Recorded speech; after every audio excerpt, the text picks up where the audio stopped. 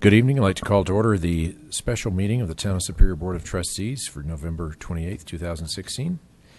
And the first item we have on the agenda is the swearing in of our new board members.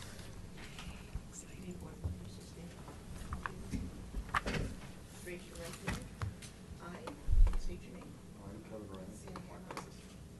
Do solemnly, sincerely, and truly declare and affirm that I will support the Constitution of the United States of America and the state of Colorado, and faithfully perform the duties of the office of trustee upon which I am about to enter. Thank you. All right. Congratulations, everyone. Welcome. All right. Now we're going to adjourn. Adjourn the special meeting.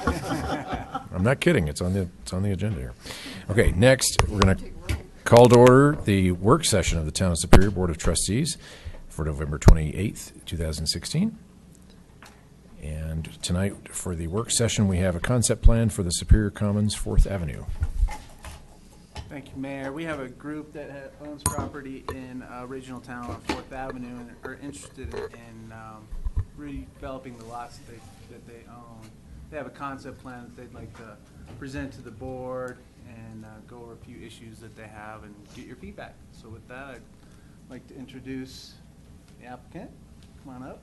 And then Stephen Williams is also here. The board has questions with regard to code or any other planning questions for the town. Hi there. My name is Tim Kuntz. I represent Porchfront Homes, the builder and developer. So we own a piece of property at 4th and William, and the previous code allowed for 5-foot setbacks. That got changed for side yard setbacks. That got changed in November or October of last year, I believe it was. To 10-foot setbacks. We didn't know that at the time, and so we designed this product here, not knowing that. And actually, that is not the product. That was, yeah, that was the previous one. Oops.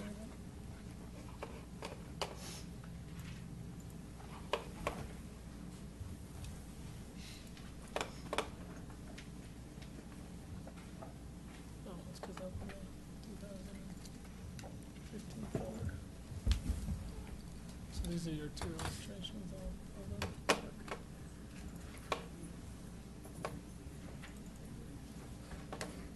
Here it is. Sorry about that. That's okay. So what the land is suitable for is essentially 3 duplexes with the 10-foot side yard setback. We on the streetscape we have just garage dominant homes, just the front facades, and you don't see garage doors. They're actually off an alleyway in the back.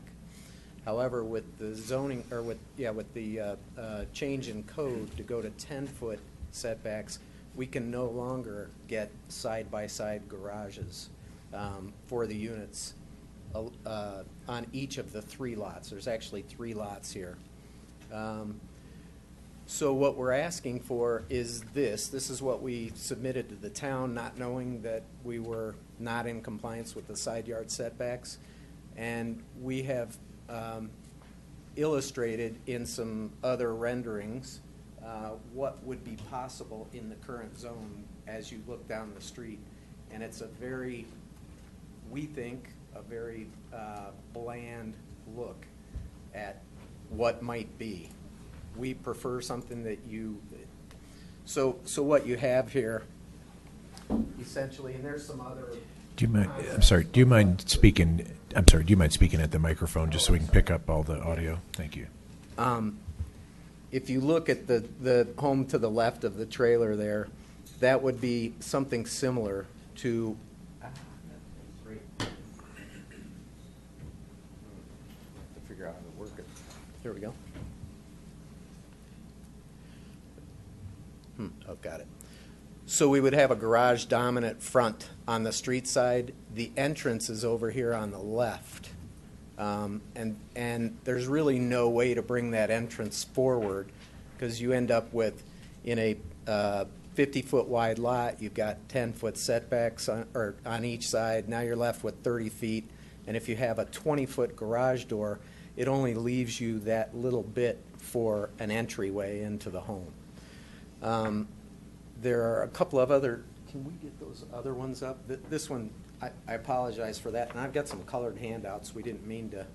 This is something similar, and again, over here is the side entrance. There's one more that looks a little nicer than either of these. This is actually an interesting one right here, because here we have the garage dominant one, and here we have one next to it, which in this case, presumably, the garage door is in the rear off an alley. This is something more like what we would like to present, rather than something that you drive down the street and bang, there's the drive, and the entrance is back over here in this area. Don't know that we would have to have steps up to it or anything like that, but the alternative, if we were to bring this front door out to the street, we would have a really long hallway just to get back to the living quarters of the residents. So that's what we're looking to. I think there was an unintended consequence when this change occurred, and nobody thought about what the reality was going to be. This or something like it is what the reality is, and what the property is zoned for now with those side foot setbacks. This with a side-by-side unit next to it, so you have the duplexes paired front side by side. We can make that happen. And if you look at, I don't know if they gave you handouts of the rest of all of this stuff, but there are some floor plans in there that illustrate the livability differences between this type of unit and this type of unit. So this again is something more like we're looking at. And this is one that's a little unusual. This is actually along 4th right here. The rest of the units would be side by side. So this is all one unit right here, and this is another unit side by side. This front face right here is what would face the street. So we were able to stagger the units a little bit so that you just didn't have a block and a monolith. This is a little different right here, because we would end up with only one of the 3 duplexes where we had one side load garage. Wouldn't have to be. It could come in off of the alley here as well, but we just thought to mix it up a little bit. It might look a little different, but doesn't really make any difference to us. So I guess I don't know what the process is. I don't think that there's a variance per se. I'm going to ask Stephen to come up and give a little background from his cover memo to the board, and then we can open it up for questions. Great. For the board. This guy. That's how I get all of those. I steal them. She gave it to me. Now. Thanks. Yeah. Stephen Williams, town staff. I guess just to clarify, the code change occurred, I believe it was finalized in 2015. Winter of 2015, I think it was initiated in 2014. I know Lisa and Fred worked on that before I started. And just to clarify that, there was a code update in 2015. The setbacks, it looks like from what we can gather, that change occurred in 2010. Oh, okay, all the way back in 2010? There was no setback change in 2015. We amended some other things in that chart, but not the But not that, setback. okay. And then also to clarify is that this is for a duplex, so the way that the code is written allows for single-family residences to be set at 5 feet from the property line within residential medium-density zoning, which is where this lies. It just does not allow for a duplex or a triplex or anything multifamily to be set back at 5 feet. It requires a 10-foot setback. And the change that occurred, I guess, in 2010 was previously the exception to allow the single family to have a different setback in residential medium density also included duplexes. So it had an exception that said either duplexes or single family homes within medium density residential could be set at 5 feet instead of the 10 feet that's required. So 10 feet's kind of the blanket side setback. 5 feet's the allowed exception for single family, and they're asking for a specific allowed exception for duplex units. I have a question about that. And when I read it through, there was always 10 foot on the side lot. For But the corner lot. 5 foot on the sides. Correct. Right. But on the interior, if it was a single family residential unit, it could be a 5-foot That's another setback. important distinction, you're right. So when you're, So there's never been a 5-foot setback On a on the corner lot. outside edges Correct. of the lot. And I think we need to keep that in mind. That's not ever been allowed. The only 5-foot was a discussion about single detached family units on the lot. on Or interior the- lot lines, Yeah, correct. on the Yep. interior. So you really would have then 10 feet between the houses, because you'd have 5 on each wall of each house. So you, in essence, have 10 feet everywhere, around the perimeter of the single-family detached home. That's correct. Yeah. So this 5-foot setback's never been changed. It's always been the same. I mean, the 10-foot never was changed from 5. Correct, I yeah, just so wanted to the clarify one that. unit that's on the corner of William and Fourth would be, would need to meet the, Yeah, so or this is not be as treated it's differently. currently zoned right now, what you're proposing here. Correct. Yeah, Okay, their, thank their you. preferred development proposal would require, and the other clarification is, yeah, the variance route isn't really an option because you have to have a hardship to meet our variance requirements, and they can clearly develop this lot without needing a variance. It's just the preferred architectural change, and whether or not the board's supportive of, rear-loaded duplexes and consistency along, or I guess frontage consistency along William Street is kind of why they're here to present their proposal.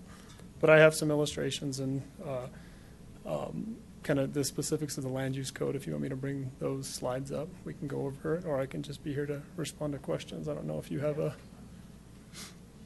particular desire.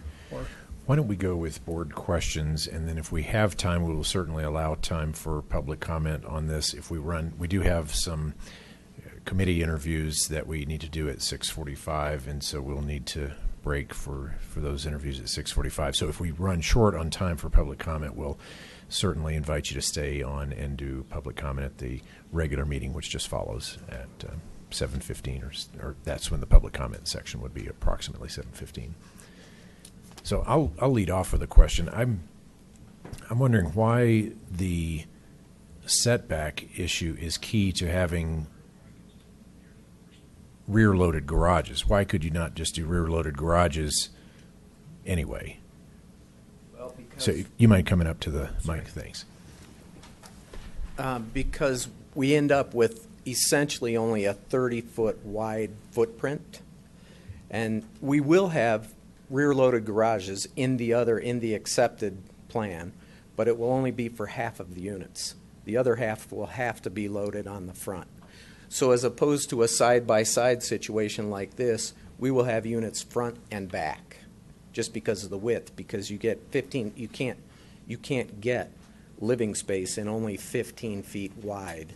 You can, I suppose, if you're in the inner city in San Francisco or something, a walk up, that kind of thing. But 15 feet doesn't leave you enough room unless you do just a straight shotgun style. Then we could have those garages in the back. However, then we're stuck with only 15-foot wide garages, so we get a car and a half in there and not a 2-car garage. In this scenario, we're able to get a little bit wider garage where people can actually store bicycles and lawnmowers and whatever else they have. The other way, we're still, with the other way, we're really going to be down to that 20 feet of garage, even going front and back on the units. And then we have that extra 10 feet that gets us back to the entry. Does that make sense? Okay. Okay. Others? We're really not trying to change what the town wants. We just want you to know what this is going to mean on that property. And it's not what we would prefer to build. We like to build nice things, and we don't think it'll look as good or be as functional. So there are 3 lots, I understand, on this. Yes. And so is a lot only supposed to have 1 residential unit, designated unit? You're actually putting 2 designated units per lot in this scenario. So since it's zone medium density residential, it can have more than 1 unit on the lot. Right, but you can only have 8 units per acre, and it's 0.48 acres, so that gives you only 3.48 units maximum on that area. So, so we've got a problem that we're too dense here on this one little, it's less than a half an acre, and there's 3 lots there. And the requirements are for a residential unit, or to have only 8, medium density requires 8 units per acre. And so that would mean 4 is the maximum you can get here, not 6, like what you're proposing. So I think that's where the problem lies, is that you're trying to squeeze too much into a space that should only have no more than 4 units at the maximum. As I understand it, that's not correct. I believe that because these are 3 distinct different lots, each lot only needs to be 6,000 feet in order to put the duplex unit on it. But you Is that- can only have them is that 30 correct? foot wide, so then you've got a problem that you just talked about. And it's also 8 units per acre is the density. So we're talking about a half an acre, just about a half an acre of the 3 lots combined as a combined. So we're actually having to juggle multiple balls at the same time here, and we're trying to squeeze a lot into these very small, narrow lots. And we're actually squeezing more on than what the code would allow. And that's why you're having difficulty getting it in within the setbacks that are required. Stephen, can you clarify Yeah. for us? So the section of the code that you're referencing pertains to anything that's above 2 acres in size or 6 development lots. So basically that 8 units per acre kicks in once you have a certain. Well, that, I believe, is only, you have to go to a PD plan if you're over that amount. So, we need to get this resolved once and for all, because I looked at this 5 times this afternoon trying to figure out how in the world you could squeeze 6 units onto a half of an acre.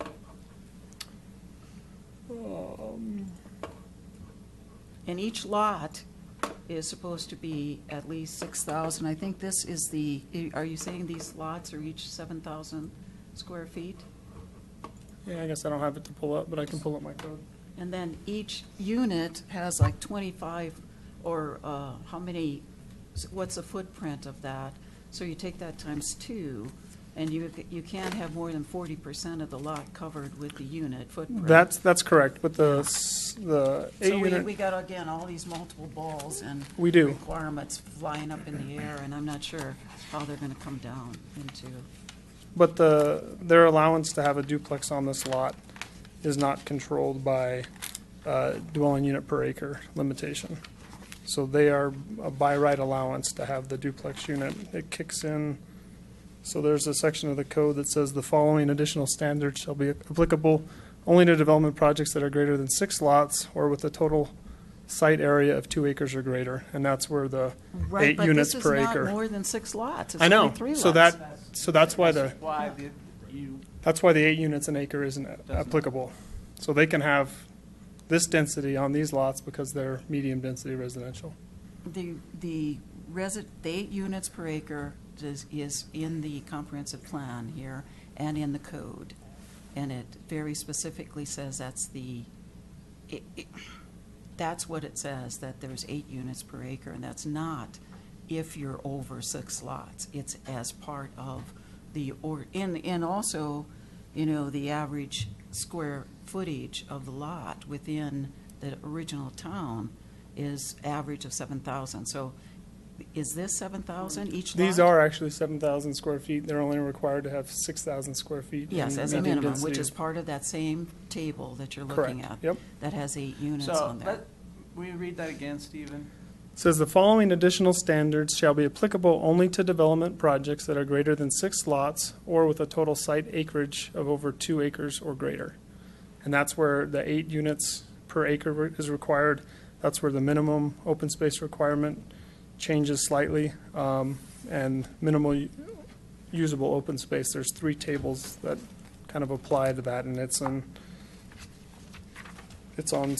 page 16-41 of what I'm looking at. I don't know if of the land use code, but it's in one of our. It's in the middle of the table, if that helps. It's very hard to find. But there are a number of, the minimum open space requirement is key. I mean, essentially, with a minimum open space of, or maximum lot coverage of 40%, then at a 7,000 acre lot, I think that's 2,400 square feet they can cover. Define what connotes coverage. So Does building it- footprint, essentially, Buil- yeah. The building footprint, not the So it's not a floor area concrete, ratio. nothing? No, not a Just the driveway or base anything like that. It's Building just, footprint. yeah, development coverage.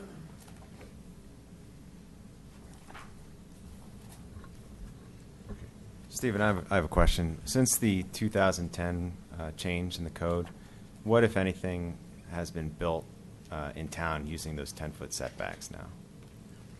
I don't know of any medium-density residential that's developed in town. Nothing? Yeah. No, the only construction in original town that I'm aware of is in single family as far as residential. And what are the setbacks in Sagamore? That's a good question. I didn't look specifically at Sagamore. But, Sagamore is a planned development, Mhm. so it may have different standards than what's in the code. it would have a minimum of 5 feet on single-family lots, too. It's a single-family lot development rather than any multifamily. But minimum of 5 feet in order to get building code separation of the 10 feet that requires different fire-rated walls and stuff. So I can't imagine it's anything less than that. Thank you. Okay, I found your reference to the 8, but then what is the requirement of the additional standards applicable to developments greater than 6 lots or with a total site area of 2 acres or greater? So what is the density allowed within the code above that line then? There is no specific density allowance. It's just There is only the 40% coverage. correct. Okay? Yep.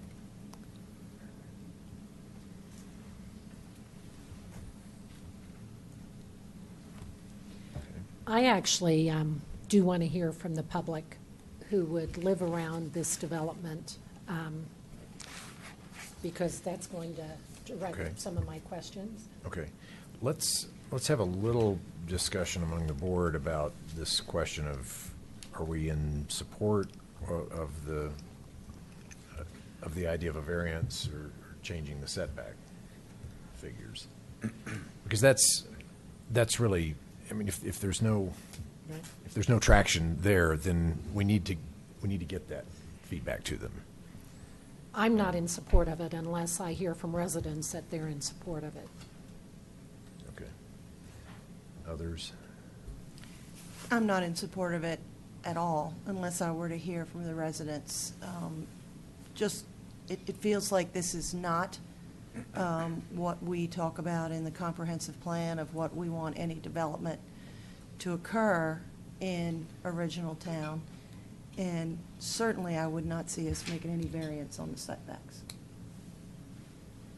Okay. My question's more about procedure. I too would like to hear from the public, but in terms of whether a variance is actually appropriate under the circumstances, it's my, I'm sorry, can I just interrupt real quick? Yes. I just want to be clear, there would not be any reason or support for variance, because there's no hardship. right. What the town would have to do is change the code. Right. If the board wanted to do something, otherwise, we would just leave the code as is. Yep. Okay, And I'm so I- not so interested Just in to changing the clarify, code sorry. for this, because then we open it up for everybody to Right. do that, and I don't think that that's the right thing to do at this time. I definitely like the look of a product that has rear-loaded garage and it's not garage dominant in the front, but at the same time, I'm not willing to go down a code change path to accomplish that. I think we need to somehow figure out how to do that otherwise. I appreciate that. I just, and I don't know what the area is that has this same zoning, but there's almost none of it in town. Right. And any of it that is like this is in close proximity. There's very little of it out there. So while it would set a precedent, I think the precedent would be a good one in terms of what the aesthetic is going to be. And folks that are living, part of what drove our original design was driving around original town and seeing that it wasn't a garage dominant neighborhood. So we came up with this concept, thinking we were on firm footing here, not knowing about the code change or when it occurred and all that. So, Okay. Okay, any other, do you like to? No, I agree. Okay. Okay, well, I think we will open it up for some public comment, and then I think let's maybe do that for 10 minutes, and then we'd like to give you some feedback, as you leave here as kind of a direction, but what I'm hearing from the board is that what I'm hearing from staff is that we would need to do a code change in order to get you what you're looking for, and what I'm hearing from the board is there's, at least right now, there's not support for doing so. So, okay, if you'd like to make public comment, just give me a little wave, and I'll signal you to come up, and go ahead. State your name and address, if you would. Good for the evening, record. Richard Kuffner. Good evening, new board members. I own property on three sides, or two sides of this. My brother owns property on the other. We own on that end of the west addition. The Kuffner family owns approximately 20 lots out of the 24 in that block. Okay? We've been, for years, that code change happened back, I believe, in the 90s, the first go-around, the side setbacks. And it does, right, let's face it, it does create a problem with long, skinny, narrow buildings if you go to development. But my problem is when you start changing and the code, I mean, it's fine if you do, but you got to do it town-wide. And there's more than just that area. There's a lot of areas with this MD zoning. So there's going to be a lot of changes. My personal opinion is, as far as the front yard setbacks, we maintain that 25-foot back. Get back from the alley, 25 foot. Let's keep the same setbacks. The interior lot lines, you can close them up a little bit to get a little more aesthetic building, but the rest of them I don't think should be messed with, because the rest of town is built that way. And let's keep everything in a straight view. Otherwise, you're going to have a bob out there. You walk up Coal Creek and you see this in the middle. So, as far as I'm concerned, we need to keep the same setbacks at this point. Another thing I want to bring to attention, I don't know if the developer knows it, but I have a ditch easement down that alley that dates back to 1859. And I'm not willing to give that easement up. So it's going to cause a real problem with alley loads. I don't know what you're going to do with my ditch, but well, you didn't know, but you know where now. And we're willing to deal with it now. So it's not going to be easy. Okay, thank you. Thank you. Additional comments? Bob?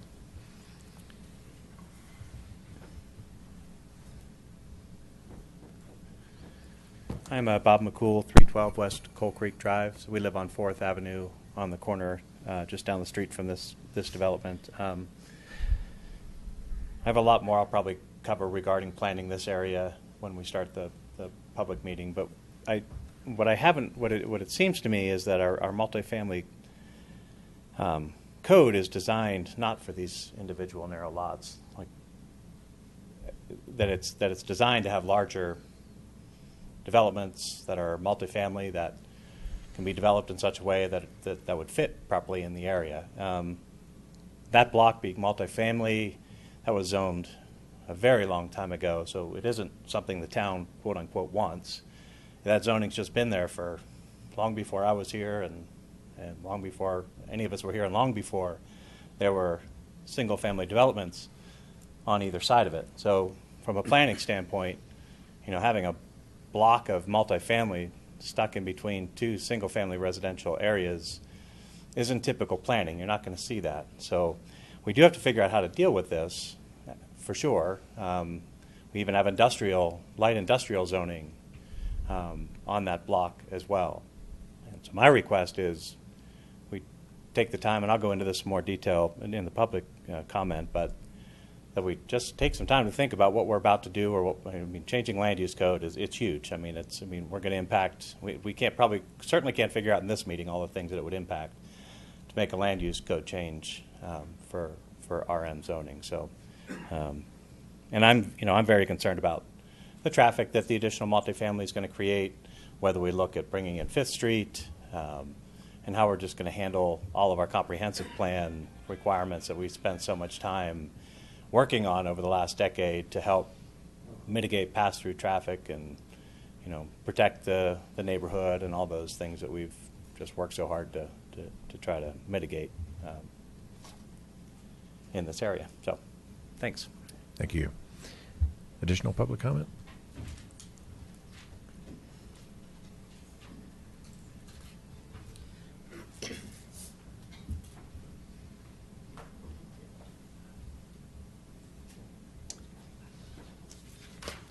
Gladys Forshey, 404 South 3rd Avenue.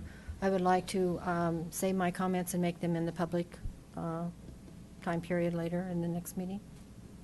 Okay. Additional comments now? Okay, you're also welcome to make them later as well. So, okay, seeing no additional public comments now, we'll, I guess, turn it back to the board and for additional questions or discussion.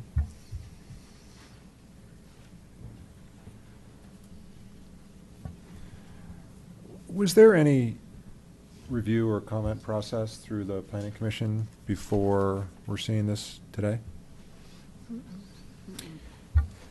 No. For concept plans, the planning commissioners are given the concept plans and material and invited to come to the meeting tonight and offer any input or email the board with any input with regard to the proposal. Okay. Tim, question for you. You indicated that you drove around Original Town.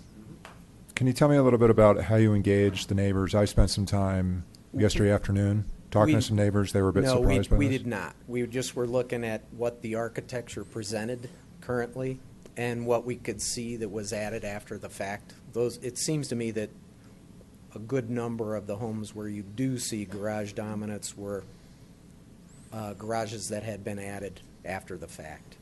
And that originally the original town is built a little bit more in the Victorian time era when you didn't have garages. And so those that are there had been, not all of them, but many of those that are there had been added after the fact. Thank you. Okay. I'm eager to hear Bob's comments in regular public comment.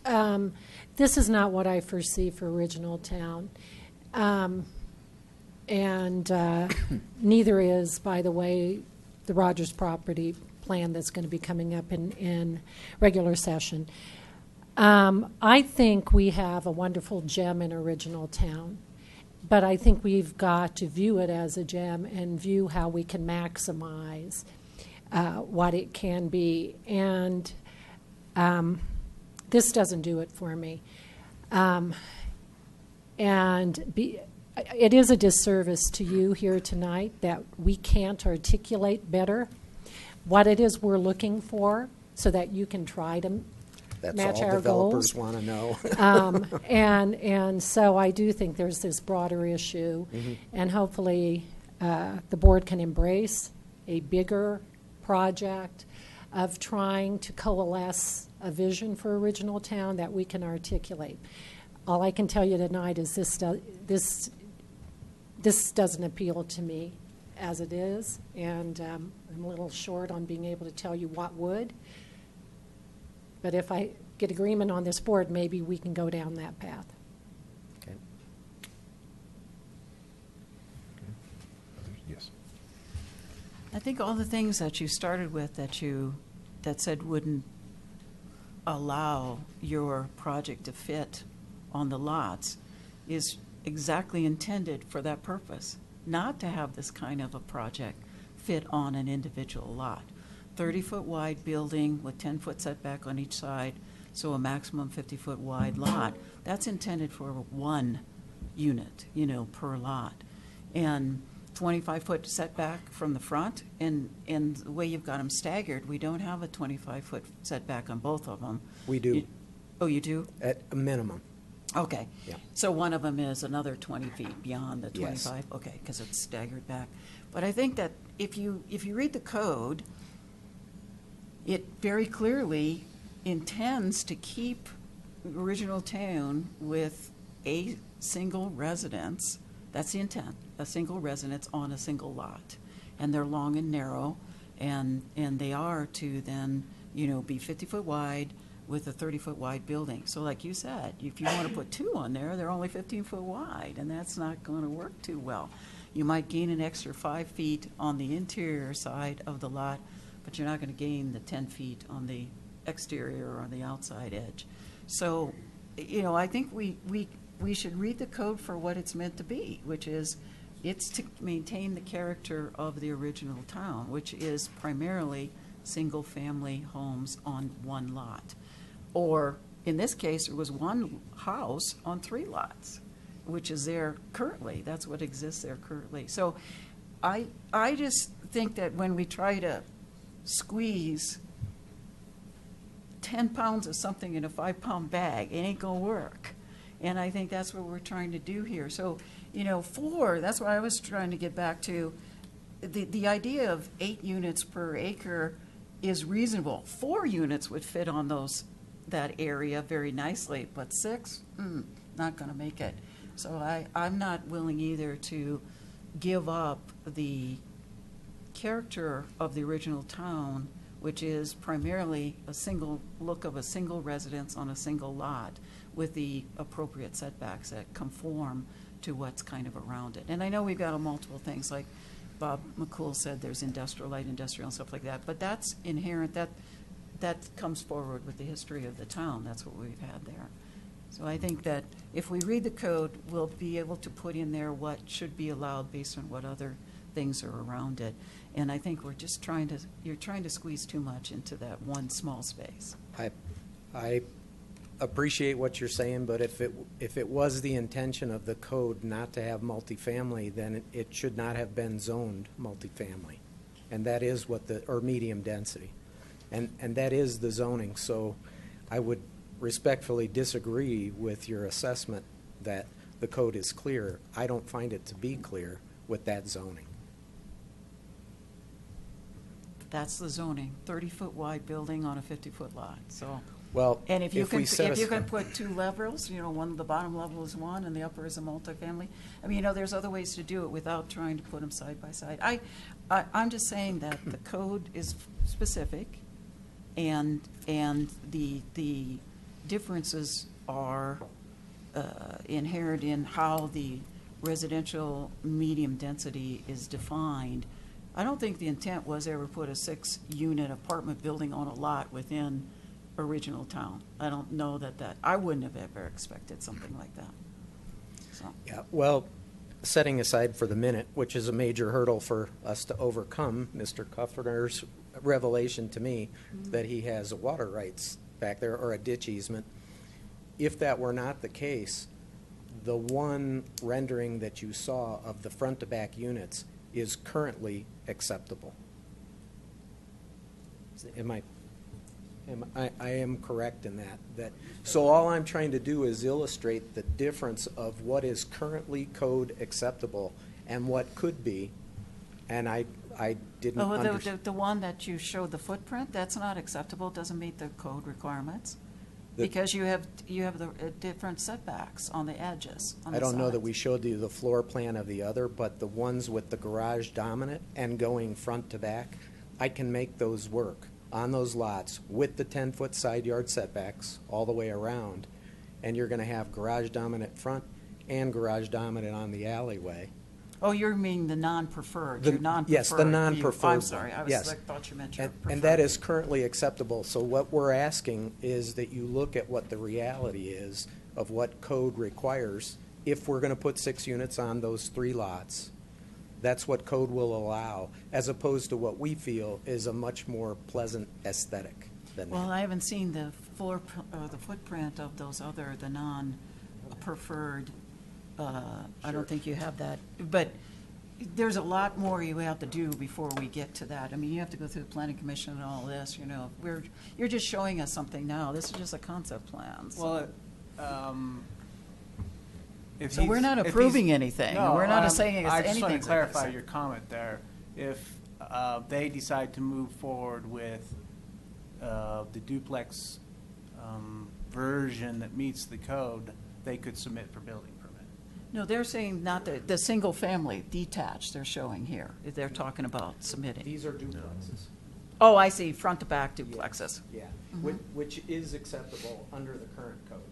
So all I'm trying to illustrate to you is what I believe was, it doesn't really matter when the code got changed or what somebody had in their mind. I believe that this would be an unintended consequence and not something, if that's what we are forced to live with, that's what we can build and will build. But we would rather present something to the town that is more aesthetically pleasing, and that's the others that are the side-by-side duplexes. But I can't make that work unless I go back to 5-foot setbacks.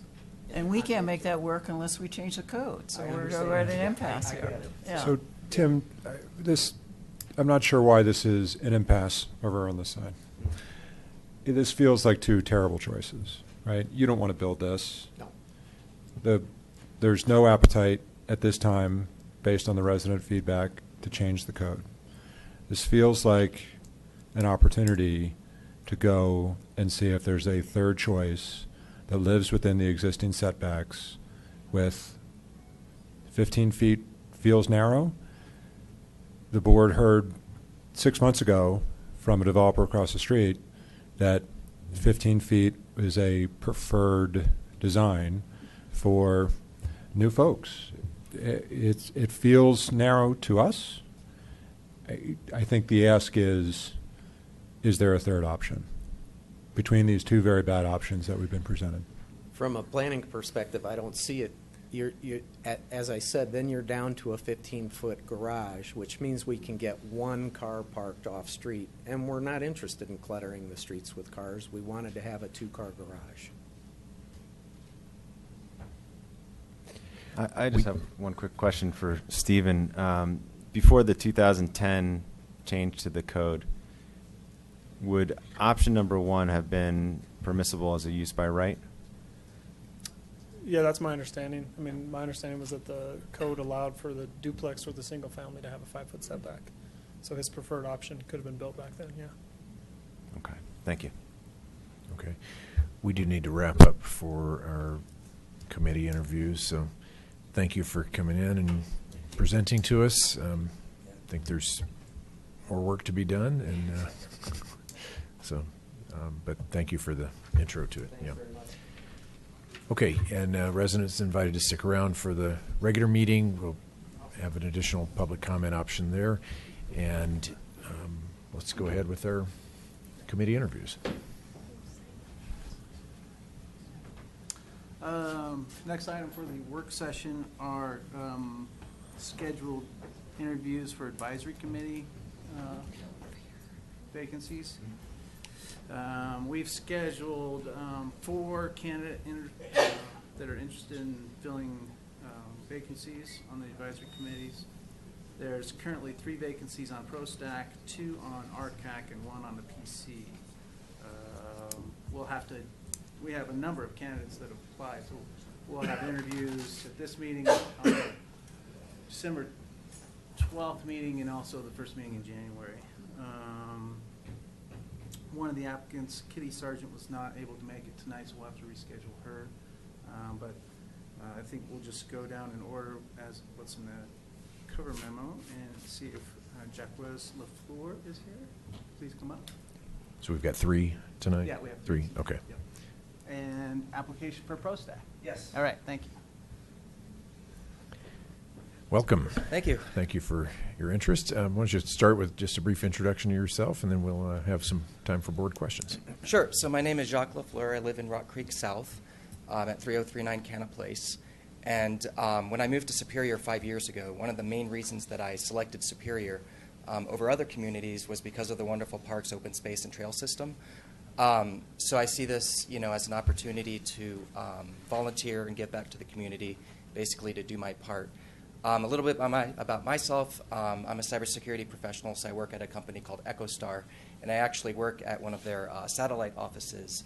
I think it's called Superior Point, right up McCaslin, right next to the KeyBank building. So I live and work in Superior. I do lots of my local shopping in Superior, so I'm very community-oriented and and that's why I decided to put in my application to volunteer. Great. We appreciate the interest, definitely.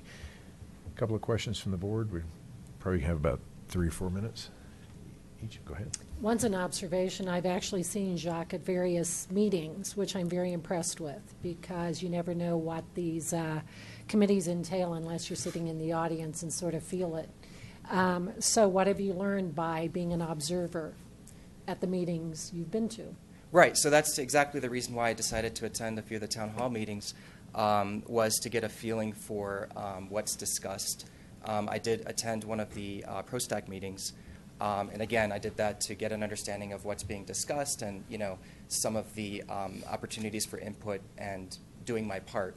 So one of the things that I learned is that there's, being a resident and not really being in tune with, the decisions and things that are being discussed and worked on at a community level, I found out that I can get a lot of insight by attending the meetings, and then also, I'd love to be able to be a part of that decision-making process. So basically what I learned is that there is a lot more discussion. Things don't just happen, through one quick decision. There's a lot of thoughtful discussion that goes into a lot of the planning, and so that's what I learned.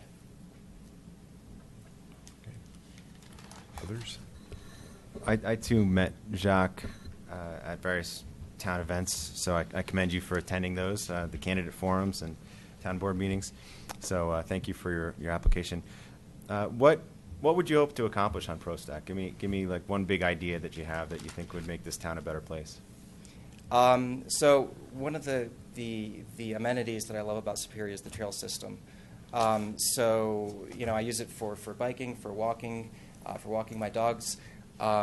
So one of the things I'd like to accomplish is to talk about where perhaps the trail system could be improved or enhanced, to discuss some of the issues with respect to, for example, some of the trails that are currently dirt trails that perhaps could be paved trails and things like that. Thank you. Okay. Well, Jacques, thanks again for your application. We appreciate it. One follow-up or final question that I give each applicant is a question: do you have any potentials for conflict of interest?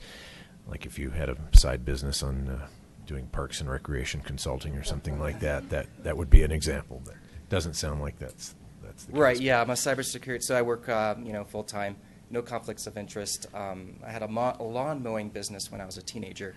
Okay. But, so I'm 39 now and way past that, so, all right, so very no good. conflicts of interest. Okay. Thanks again. Okay, Appreciate thank it. you. Next we have Caitlin Stafford, application for art. Hi. Hi. Yeah, if you want to go ahead and start with a brief introduction on yourself. Yeah. Thank you. So I'm Caitlin Stafford. I live in Rock Creek South as well. I've been in the Boulder area for the last 5 years, kind of moving to different suburbs, and love being in Superior. So my husband and I enjoy all the amenities that we have and love our town, and are excited to be getting involved with our HOA and also hopefully the town of Superior. Very good. Thank you. Questions from the board? I'll start. Caitlin, I did meet you the other day. It's good to see you again. Yeah. And I just wanted to ask, have you ever attended either an RCAC meeting or a ProStack meeting? And if you did, what did you learn from your attendance at those meetings? I have not yet. I came to the town hall open house for the advisory committees. Why are you more interested in RCAC versus ProStack? Well, I think one of the things that I find interesting about recycling and conservation is that the conservation aspect as well. Obviously, recycling is a important thing to our communities. We've got limited resources, making sure we're using those efficiently and effectively, and also making sure that we continue, as Superior grows, to provide services to all the residents, and make sure that we're growing in a responsible manner and taking into consideration all the stakeholders that are involved. Okay. That's others. Okay. Okay. Well, I'll finish up with a question about conflicts of interest. Any potential for conflicts of interest? Not any conflicts here. Okay, very good. Thank you. Thank you. We'll be in touch soon. Okay. And the final interview tonight is with Sue Whale.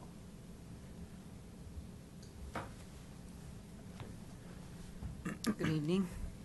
So I'm Sue Whale, and I live on Graydon Court, and I have loved living in this community for 22 years. And I have a business background. I owned a business in Denver with 150 employees. We did produce and very tight margins in the produce industry. So I find the area of recycling and conservation to be a fun one. And I've always had an interest in environment, and I don't have any specific ideas on how I could revolutionize things. I'm impressed with what I've seen and the programs I've participated in while living here, and would really enjoy the opportunity to work with people in these areas and in this community. I think that's what I have to say. Okay, great. Thank you. Well, we appreciate your interest. Questions from board members? Sue, hi. Since you have a background in the grocery business on the RCAC, they discussed a couple years ago, or maybe last year, a bag fee. Not asking your position around the bag fee, but there was a lot of interest from the community. How would you recommend that RCAC better engage the community to make sure that everybody was heard in order before a recommendation around something like a bag fee would be considered?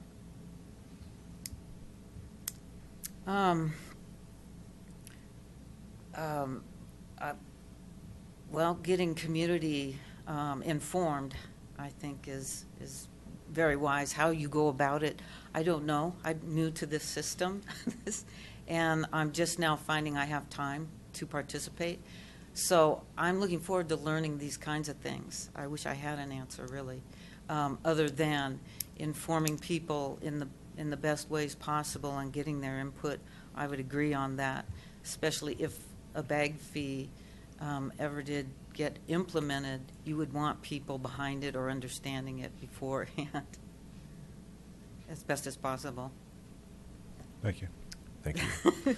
Well, I applaud you for sticking your neck out and getting involved. I mean, that's where it starts. Pretty soon you'll be running for election and be up here. Thank you for your comment. Okay. All right. Well, a final question. Any potential for conflicts of interest that you No, I've sold my business, and there's no conflict. Okay, very All good. right. Thank we you. appreciate all of your interest in applying for our committees and commissions. That's what keeps them going and keeps the town going, so we appreciate that. Okay, we're actually done a few minutes early, so it's always good. All right, we'll adjourn and be back at 7 o'clock.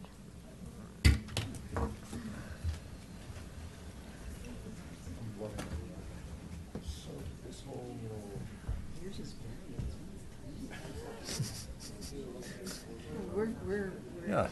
we have iPad envy, you know, new iPad envy. The system is really great, this legislate thing. Oh, yeah, legislature's great. I don't ever get paid. I mean, if something like this existed in the business world, I'm constantly looking at stuff.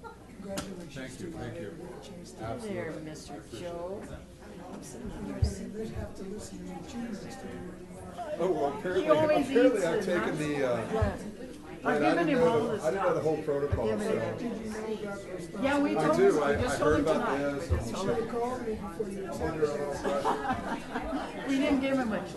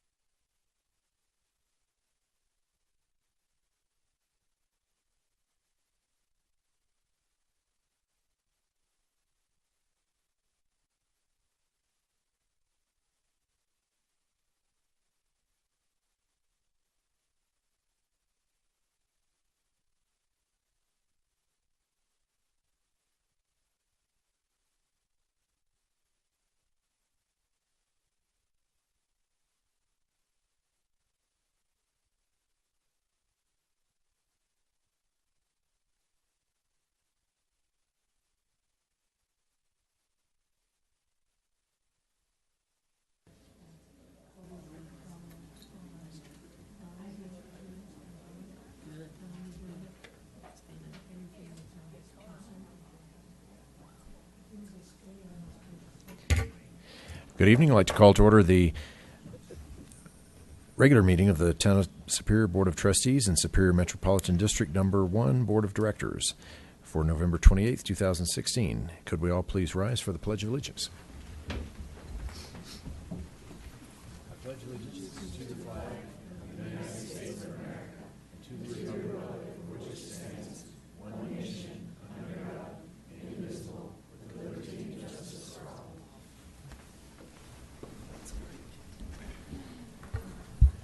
Thank you. And now roll call. Mike on.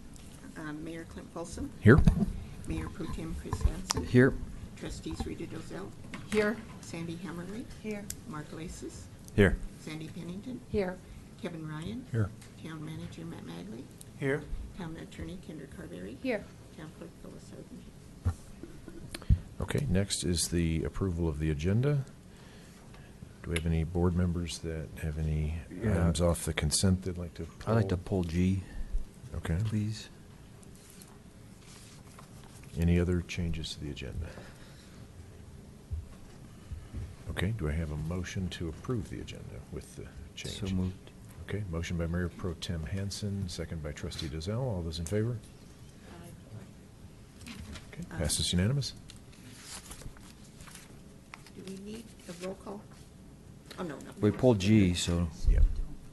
No, just They're the just agenda. approving the Yes. agenda. Yep. that's all. And I had a request from the audience as far as speaking into the mics, just as a reminder. Okay, good suggestion, always, thank you. So what was pulled? G. Just- 15G. Oh, I'm 15, sorry. I think thought you said D. I thought he said D as well. So I'd like to pull D. Sorry. Can we go back? Okay, You want to pull D because you have changes to that? Okay. okay. Yeah, we did have some blanks on there, Yeah. so yeah, we need to address that. Okay, you want to redo that motion? Should we- Okay.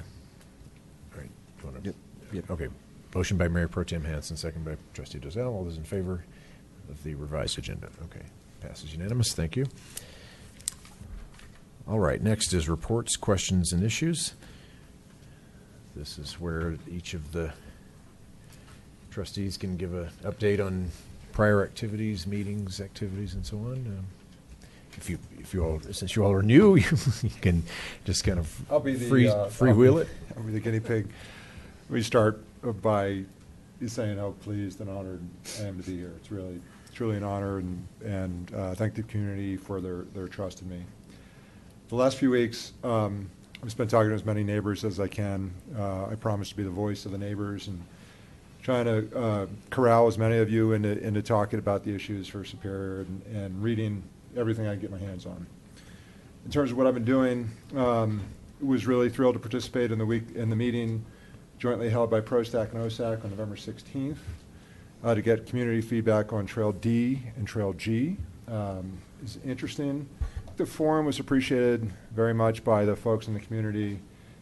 I would really like to see that type of more informal process with OSAC and ProStack collaborating to get feedback.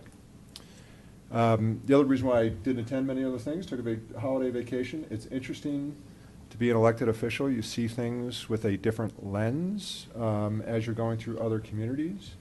So have been driving between here and California for the last 10 years and have spent time just outside of Park City in an area called Kimball Junction. Similar in a lot of ways to Superior, and they've gone through a tremendous amount of development over the last 5 to 10 years. Not suggesting it's a model for us, but you really see where they've been successful with some development and less successful in other development. Similarly, in Truckee, California, they spent a tremendous amount of money. I believe it was a $90 million bond measure on a community center. It doesn't have a gym. It is not located in the center of Truckee, which does have an old downtown. It's very much outside of Truckee.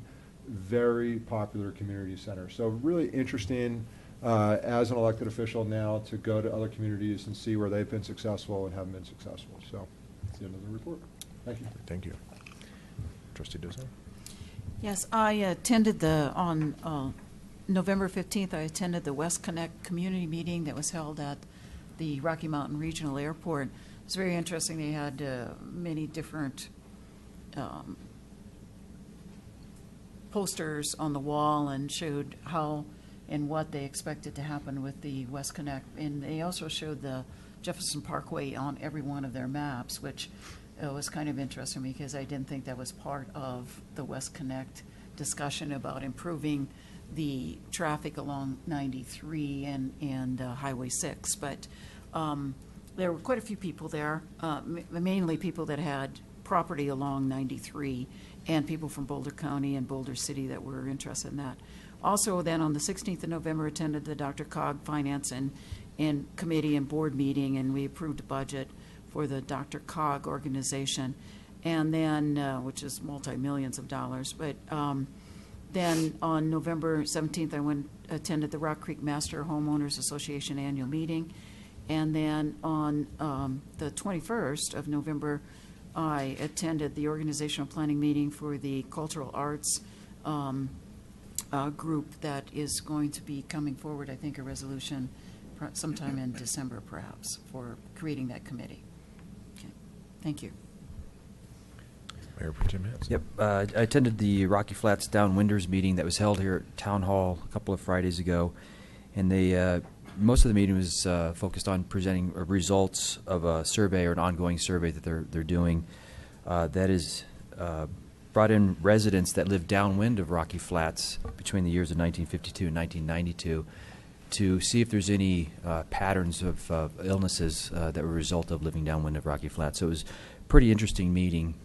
And the survey results so far were really interesting, and they're continuing to have people take the survey. So I would encourage anybody who lived downwind of Rocky Flats in that time frame to be a part of that survey. In fact, they're asking anybody that wants to take the survey, go ahead and take the survey and see if the results will have an impact on the overall results. And that's it. Thank you. Trustee Pennings?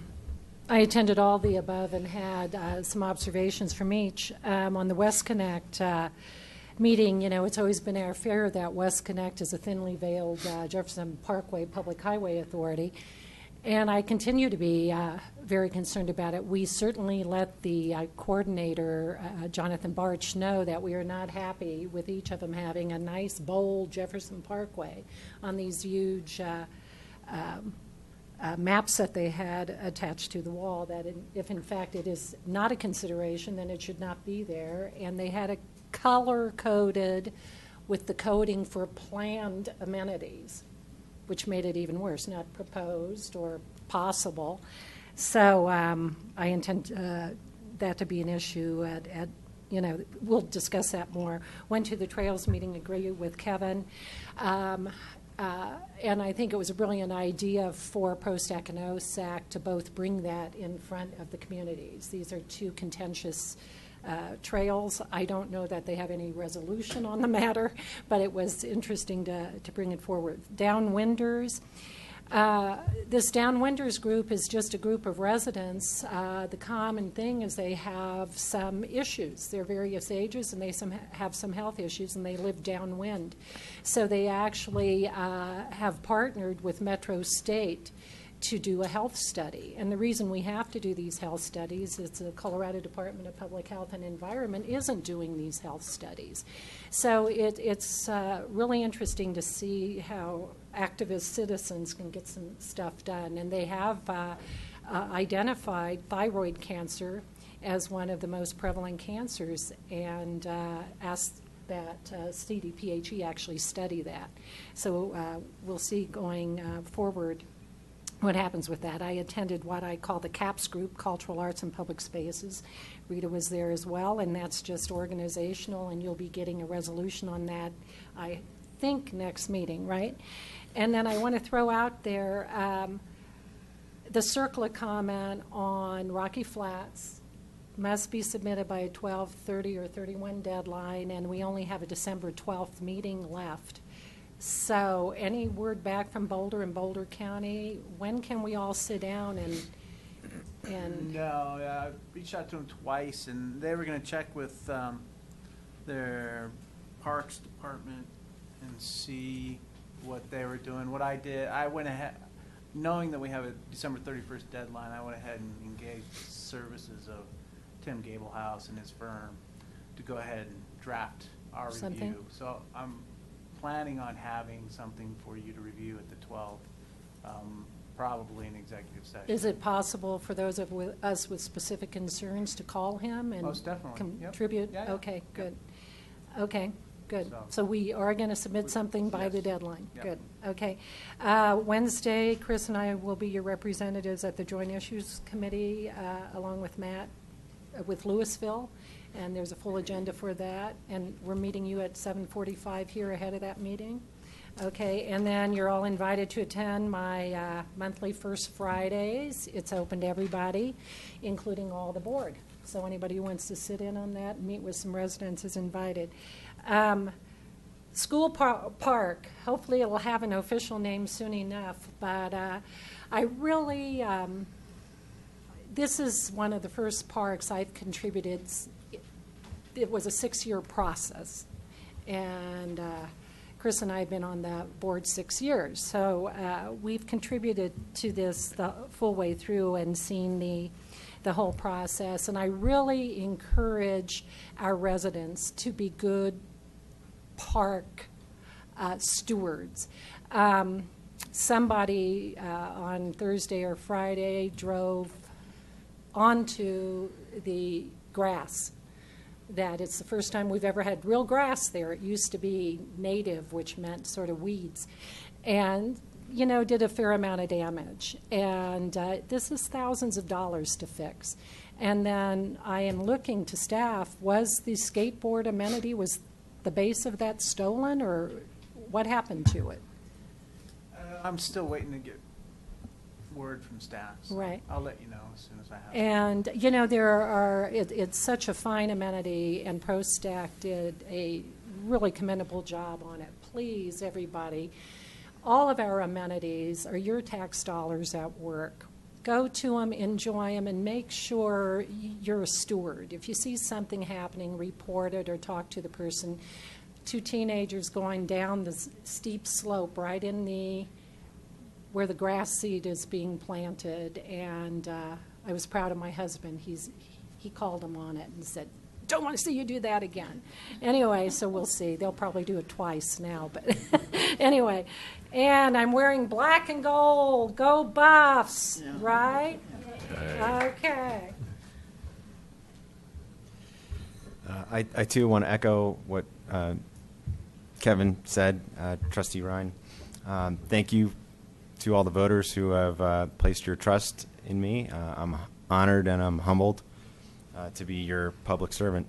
I don't have much to report other than the fact that, to echo what Trustee Pennington was saying about the new park, my family, we live just down the street from it. We've been heavy users of it already. I'm sure ProStack is on it, but I've noticed we need garbage cans up there for sure.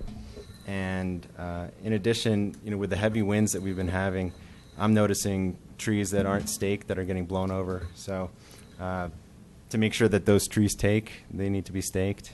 And then hopefully we can secure the facilities so kids aren't breaking them or stealing them. So I don't know what exactly that skate ramp is, but my kids have found a new way to play on that piece of equipment where I just hang them up there and then they scream and ask for Dad to go get them. So that's it.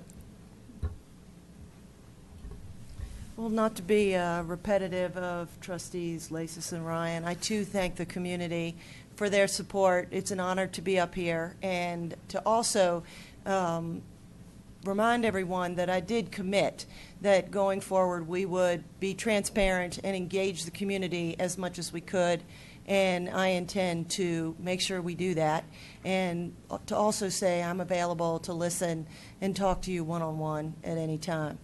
I did work with members of ProStack to help get that new park ready on the day that we had agreed, and there was probably nothing more satisfying as a former member of ProStack to see that park open and see young people enjoying it.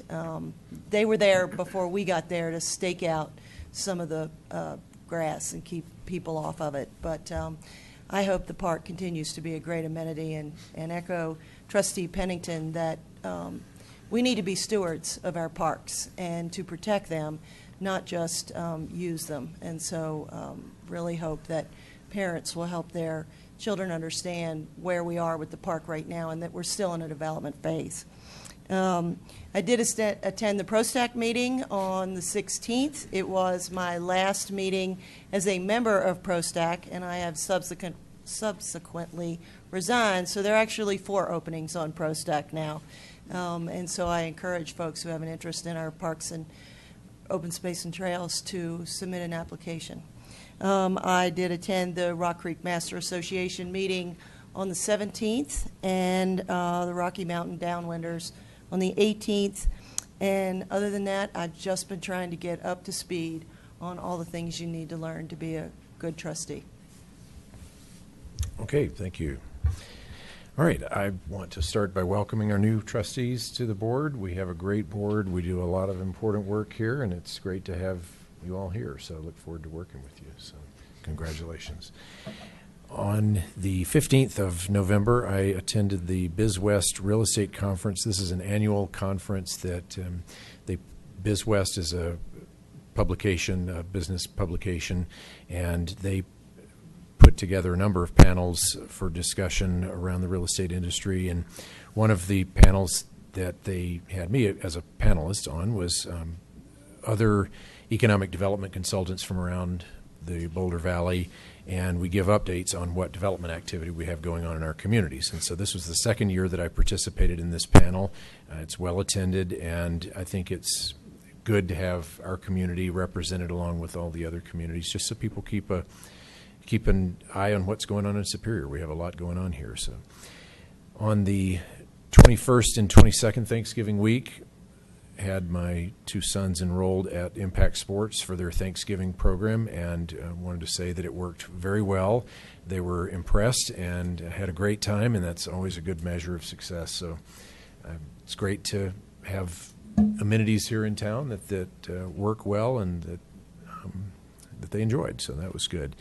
And this morning I hosted a meeting here at Town Hall. I called it the Town, School, and Public Safety Meeting. This, I think, was the first of its type meeting where we brought together both principals from Superior Elementary, El Dorado K-8, Sergeant Chamberlain, Michelle Kelly, who's the division chief of the fire department, or Station 5, and town manager, myself, and Chris Wenderman, who's the head of security for Boulder Valley.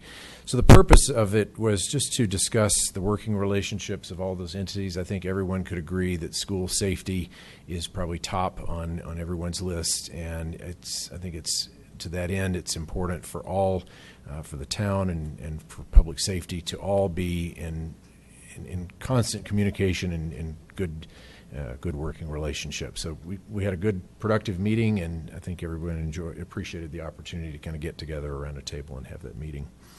A couple of upcoming events. We have the Sock It To 'Em. It's an annual sock donation. Socks are collected, brand new socks are collected during the month of December and given to area shelters. And so that can be, new socks can be donated during December here at Town Hall and also at the Stocking Run, which is coming up. And that's Stocking Run is going to be on December 11th, 9 a.m. It's a popular run here through town. And December 3rd is the Count the Lights event, 5:30 to 7:30 at Asti Park. And have a tree lighting. We're not going to be lighting the fire truck this year because the fire truck has a nice new paint job, and we don't want to put lights all over it, so we're going to be lighting a tree. There'll be singing, crafts, and treats. This, I think, is the 3rd year we've done that, and it just seems to get better each year. So it's great attendance and a great community event to kind of kick off the holiday season here locally. The historic museum will be open, and so people should stop in and see that if they haven't already. And the fire truck, of course, will be there. Nice, shiny fire truck. So we also have Skate with Santa coming up. That is, does anyone have the date on that? I didn't make a note on the date. 4th. That's Sunday, yes. The Sunday, the 4th, yes. So that's always a popular event. And that's going to be over at the new sports stable event as well. So I encourage people to come out. Free skating, free treats, and just a great event. So, all right, anyone else have any announcements? Anything? Okay, town manager? Just a reminder, the board, next meeting, we have during our work session dinner with the executive director of the Colorado Municipal League, Sam Mamet. And right now we're planning starting at 5:45 to give us enough time with him and then do our interviews. May start it a little earlier at 5:30, but I'll let you know. Do we have an agenda for that yet? Or Not yet. Are we going to be talking home rule at all? That'll be part of the discussion. Yeah, good, thanks. Okay. Town attorney? Nothing for me, thanks. Okay, and town clerk? No, nothing. Okay. And the skate with Santa on the December 4th, Sunday, December 4th is 1 to 2:30, is that correct? 1 to 2:45?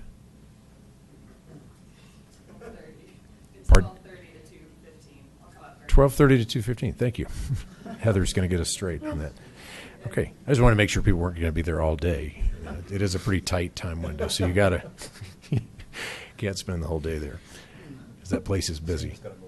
That's right. And Santa, Santa's booked heavily this time of the year for obvious reasons. Okay. With that, let's move on to public comment. If you have public comment on consent agenda or non-agenda items, just give me a little wave, and then you can come up and do public comment. So we'll start with Ms. Forshee.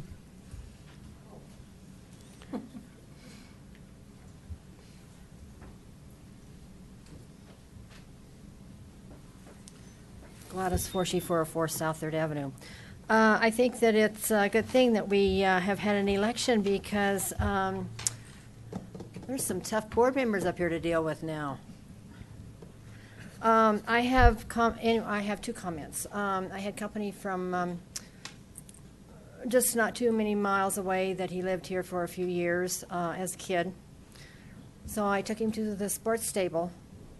Just blew him away that anything like that would be in Superior. Just absolutely blew him away. And this guy is a world traveler, retired military, so he's seen it quite a few. The other thing is the park is just awesome. It is just absolutely awesome. We went up there also, and I had been up there, but I took him up there, and he just can't believe that something like that would be in Superior. My comments are about 4th Avenue. In 2004, this book was published about the history of Superior. And then, let's see, get my papers apart here. Jack Machen and I did a list of historic houses not too long after this book was published, of listing all of them that were 50 years old or older. The house on 4th Avenue was built in 1910. We seem to have a municipal code that has not been paid attention to by staff regarding Article 35, historic designation. That code needs to be looked at because it would be in the public interest to preserve that home. So I suggest that you take a look at that, either through alteration or the site itself. And then on section 163550 is designation. That is the heritage and culture of our community. That needs to be saved and not destroyed. And I'm going to tell you that there's a lot of people in Original Town, we don't want another Maple Street, like the fiasco that is over there. So I think that that needs to be very seriously considered as our historic past. I guess that's all that I have on that. I have more comments, but I will reserve them for another time. Okay, thank you.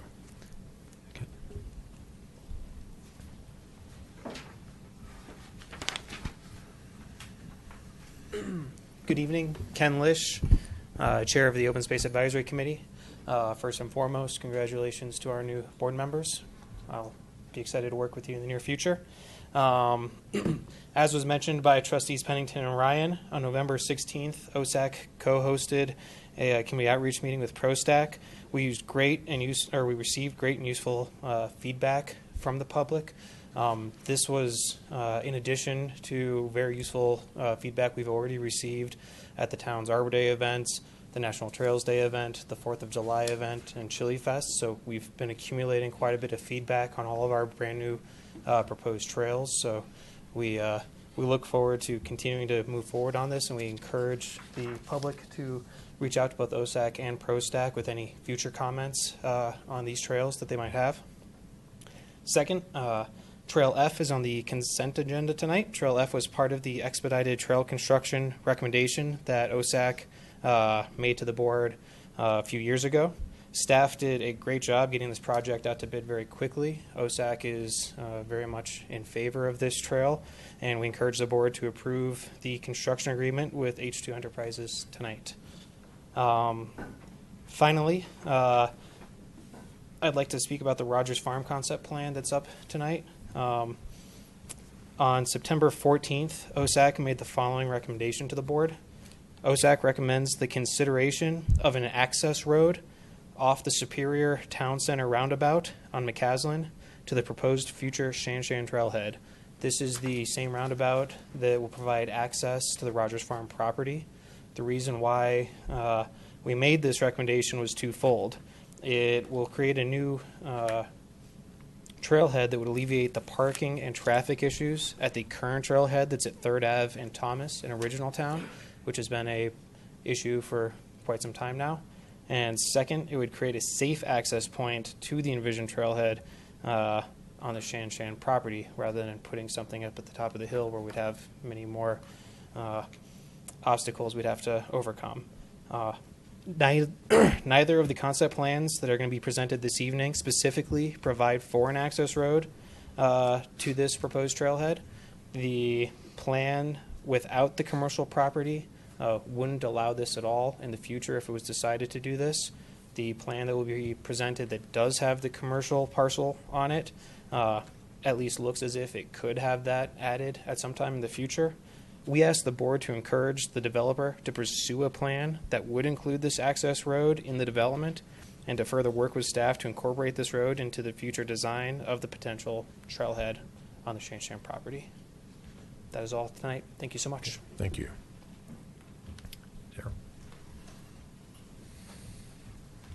Daryl McCool, 312 West Coal Creek. I would like to also welcome the new board members. Looking forward to your service.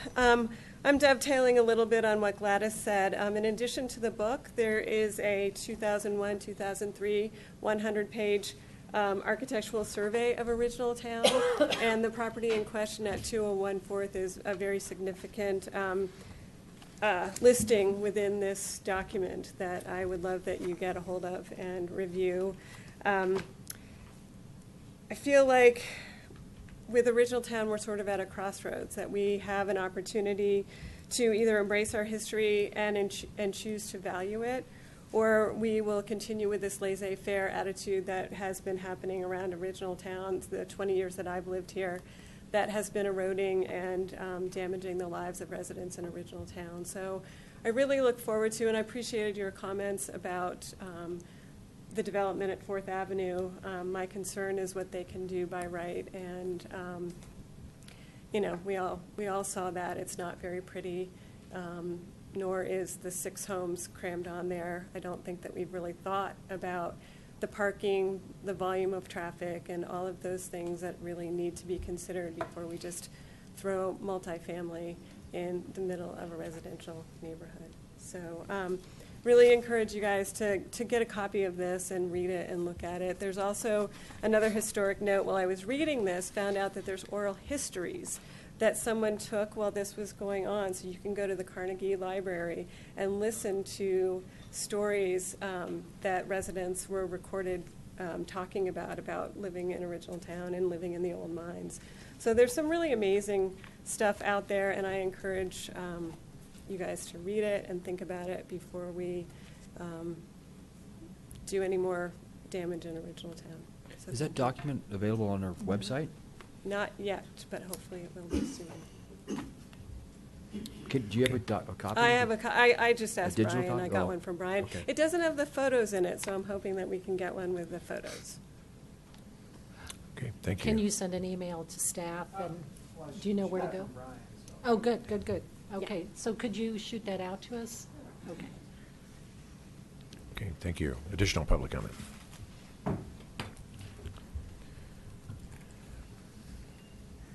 Good evening, Heather Craycraft with the Superior Chamber of Commerce, and thank you, Mayor, for announcing and reminding everyone about Skate with Santa.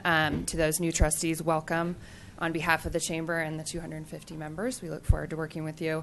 One of our annual events is definitely a tradition. We're very excited that we were given some time on the ice at Sports Stable, so it is Sunday, December 4th.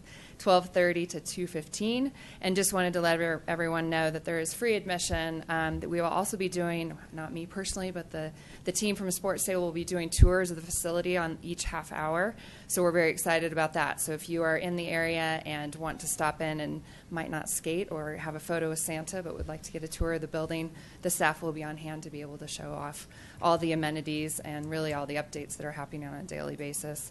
Free skate rental, free photo with Santa, and this is all thanks to Dixon Orthodontics. So I wanted to give them a plug and look forward to seeing you all on Sunday. Great, thank you for clarifying those times. Okay, additional public comment. Bob?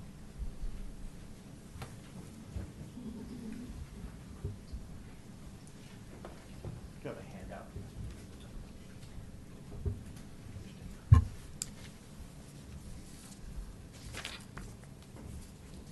I'm Bob McCool at 312 West Coal Creek Drive. The handout I'm giving you is not an official map of it's a Google map that I made just for the purpose of this 5-minute presentation that I have for you, just to kind of talk. And actually, I realized I gave you my copy too. Can I grab one of those? I have no idea.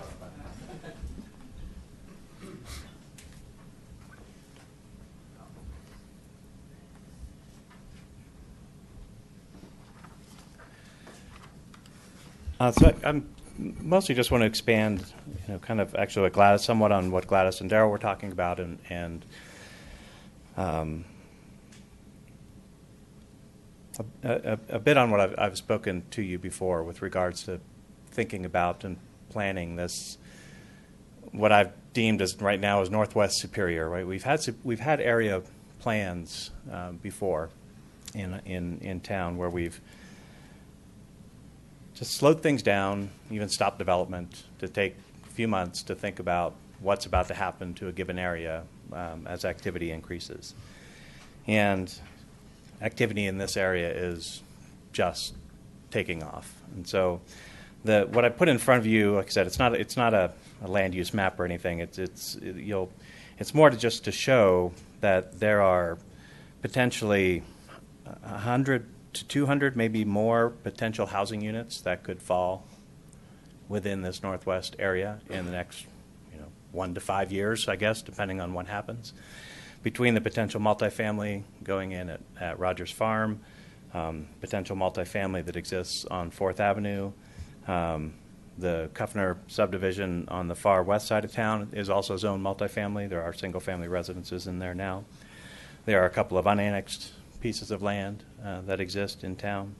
There's the potential transit-oriented development in the RTD area that could be developed, and there's even been talk in the past about additional residential development in the Surrey area. And so I'm just here to continue to ask and that we start to think, well, that we take action now with regards to planning this area. Oh, and I didn't mention the infill. If you notice, there's almost about 30 infill lots that could be built with a Maple Street home tomorrow. A permit could be pulled, right, and those could be built. So it's time for a comp plan review. We're about at that 5-year point. I've talked to a couple of you about that over the last month or so. I think that's really appropriate to look at this again and make sure we still want to do what we've talked about doing over the last 15, 20 years in various meetings. And gosh, if we want to turn original town into multifamily or into a massive development to add hundreds more housing units to support the town, then let's get that on the table. I don't think that's the case, but if we don't do anything, that's kind of what's just going to happen, right? But make sure we still want to put in these protections and protect this neighborhood so that it's an enjoyable place to live. We're finding it unbearable on our corner. The thousands of cars that go by there a day, they're too much. It's get out there in the front yard. Now, my neighbors aren't playing in the front yard anymore. I watched my neighbor walk out this weekend with his 2 kids, hand in hand, walked out, kind of stood in the street, had to stand at Coal Creek Drive and look, and take them across the street so that they could visit their friends. It's that busy. It's streams sometimes of 5, 7, 8, 10 cars.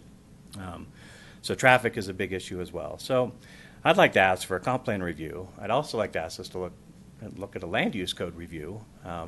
And look hard at our design standards and what we're allowing to be built in this area.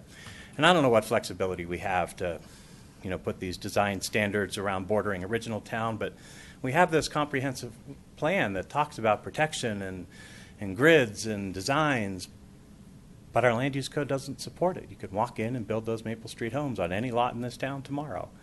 And so we need to tie all this stuff together so that if we really want to protect this area and be thoughtful about it, then let's look at a way that we can if we want to build a little bigger homes, just maybe not quite the extreme of Maple Street, and maybe we don't, but that these homes can actually exist together and it looks good and it's comfortable and you're not shaded by the house next door and those kinds of things. So comp plan review, land use code review. I've mentioned in an email to you last week about engaging the Planning Commission more and thinking about engaging them to focus more on some of these plans that are coming forward to make sure that they meet the comprehensive plan, that they meet land use code, that they can put their objective view forward before things even come to the board. And I met with Matt and his staff today. Thank you for helping me just to get up to speed on what's allowed to be done. I'll wrap up. Sorry. And I just encourage that staff also get committed to helping us figure out how we can just protect this whole sort of northwest area and develop it in a way that works for all of us. So thank you. Thank you. Additional public comment? Any additional public comment? Okay, seeing none, we'll move on to next agenda item, which is presentations. We don't have any. So then consent agenda. We have consent agenda items A, B, C, E, and F. Do we have a motion to approve consent agenda A, B, C, E, and F, and then we'll cover D and G separately? I move we approve all but D and G. Okay, motion by Trustee Pennington, second by Mayor Pro Tem Hansen. And we do need a roll call vote on this because we have some contracts involved. Pennington? Yes. Lasis? Yes. Hanson? Yes. Emmerly? Yes. Olson? Yes. Rozell? Yes. Ryan? Yes. Okay, thank you. Passes unanimously. All right, item 15D. Trustee Pennington and Hammerly, you wanted that pulled? Chris had made me aware that a consortium of cities, he's not able to do that because of conflict with the Youth Leadership Council, and I'm happy to take over as primary of that if nobody else is interested. Okay. Is the board good with that? Okay. And we also had the Stewardship Council. Yeah, I just had a question on that, Okay. because we had a blank when we last met, and so I just want to make sure that Trustee Pennington and Trustee Hansen did talk together, and that this was on there because they came to an agreement. That I would just like to feel comfortable that that is indeed what happened. That's correct. Okay, and so for that, is that correct, Trustee or Mayor Pro Tem Hansen's going to cover Rocky Flat Stewardship Council? That's correct. Okay. Yep. With Trustee Pennington as the alternate. And with Trustee Pennington continuing to be an activist on the Rocky Flats issue. Yes. Okay, was there any other Any other items or discussion on that agenda item? Okay. The other thing, well, there's 2 blanks for Mayor Pro Tem. Those will just get filled in as that is selected later in the meeting. So, okay. All right. Do we have a motion to approve consent agenda item 15D? As amended? As amended. Thank you. I so move. Motion by Trustee Pennington. Second. Second by Trustee Lasis. All those in favor? Passes unanimous. Thank you. And that's resolution number 75. Okay, resolution 75.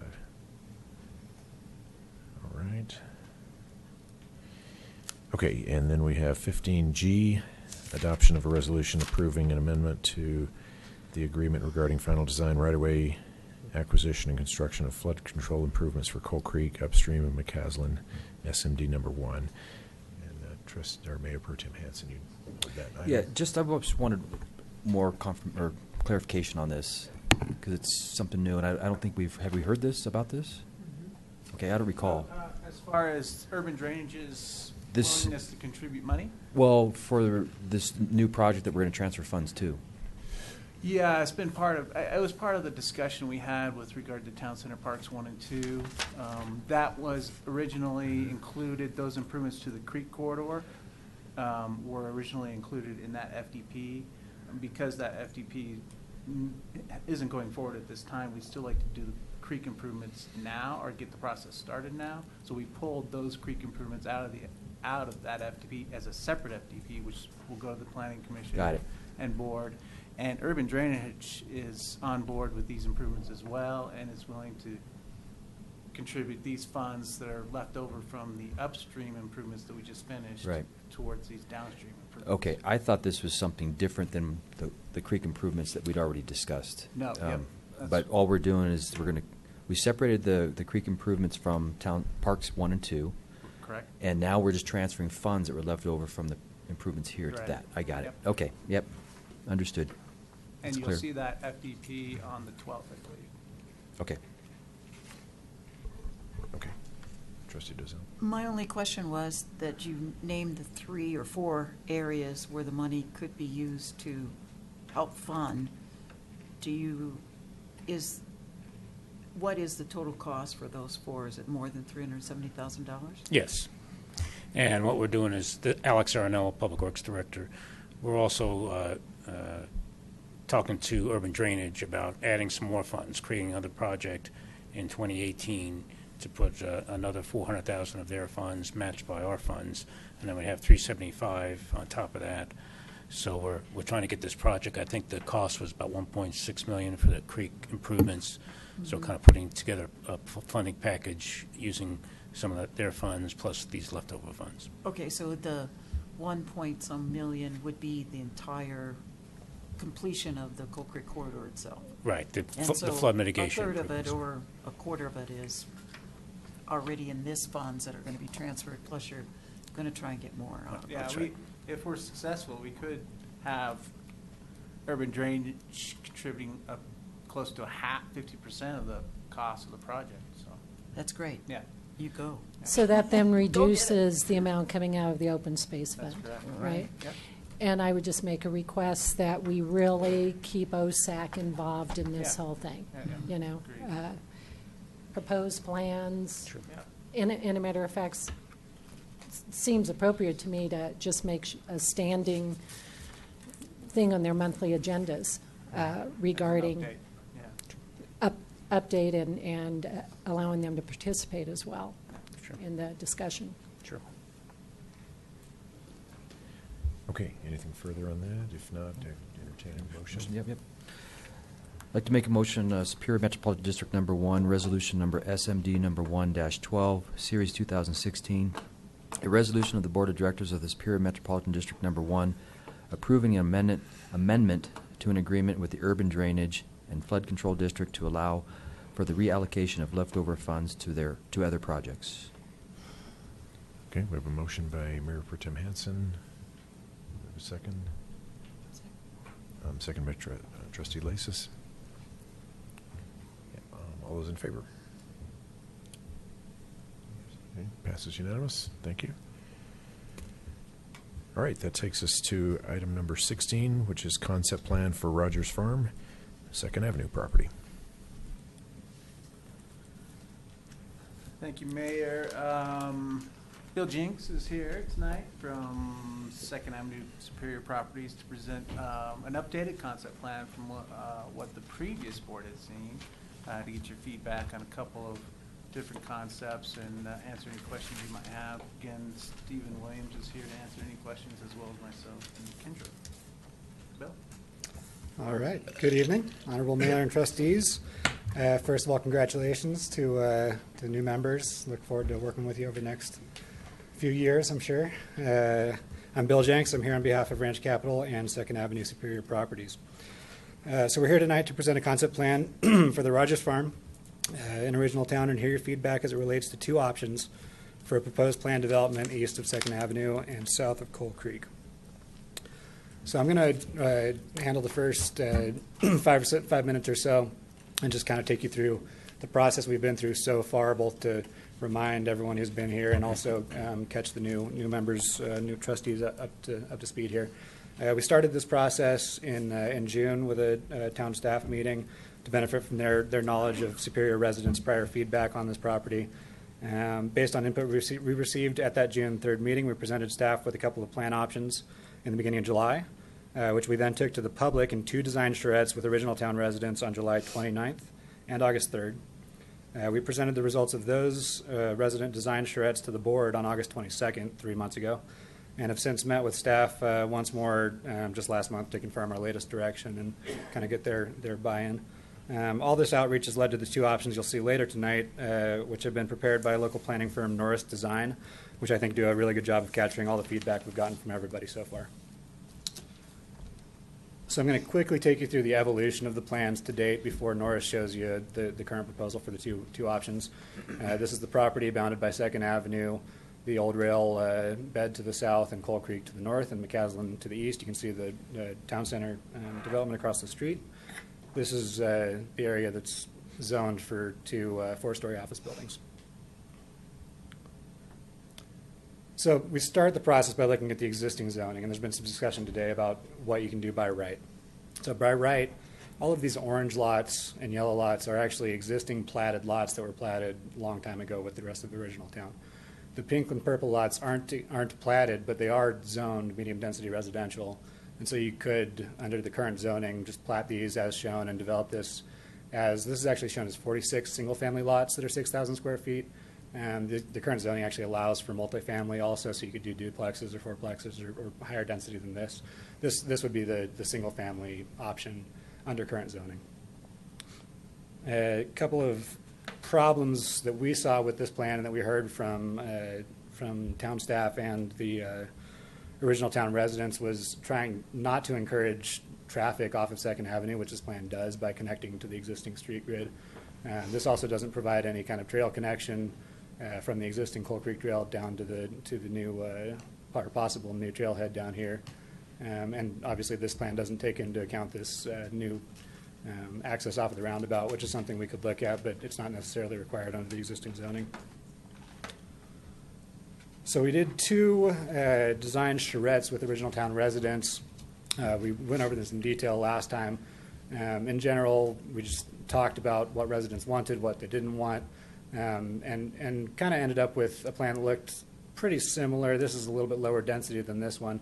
The original proposal was 70 lots with access off of the new roundabout, no vehicular access off of 2nd Avenue, so again, keeping the traffic off of McCaslin instead of 2nd Avenue, and increasing some trail connections from Coal Creek Trail down to the south, and also through the property along the existing trail riverbed. This shows that first plan at 70 lots. This was the revised plan. After both those design charrettes, we came to the Board of Trustees 3 months ago in August and showed you this plan. This reduced the lot count by 11 lots with a minimum lot size of 4,500 square feet. It took some development area away in the southeast here to add this park and connection to the trail system here. It added the idea of a community garden up here, which there was mixed feedback on. And then the board actually raised the question of this commercial parcel and what the best use for that is. Is it an office building? Should it be more residential? And so we said we would take that back and kind of look at more options for it. But I think this did accomplish some good things that everyone agreed were positives. That, again, keeping the traffic off of McCaslin on this loop and away from 2nd Avenue, not putting a sidewalk or improvements on 2nd Avenue, but keeping possibly a low fence so that it can still feel integrated with the neighborhood, but not necessarily driving traffic, and also opening up some more spaces to these open spaces and play areas. So with that, I'm going to introduce Norris Design. I'll let you guys introduce yourselves or yourself. And Bonnie's going to walk you through the 2 site plan options that they've come up with in the last 3 months. And obviously, we're here, our civil engineers also here for any questions you have. Hi, good evening. Thank you for your time this evening. I'm Bonnie Nijelik with Norris Design. We are a planning and landscape architecture firm that's headquartered here in Colorado, been around for 30 years, and also have offices in Arizona and Texas, but majority of our work is here in Colorado. As Bill mentioned, he brought us on the team in August.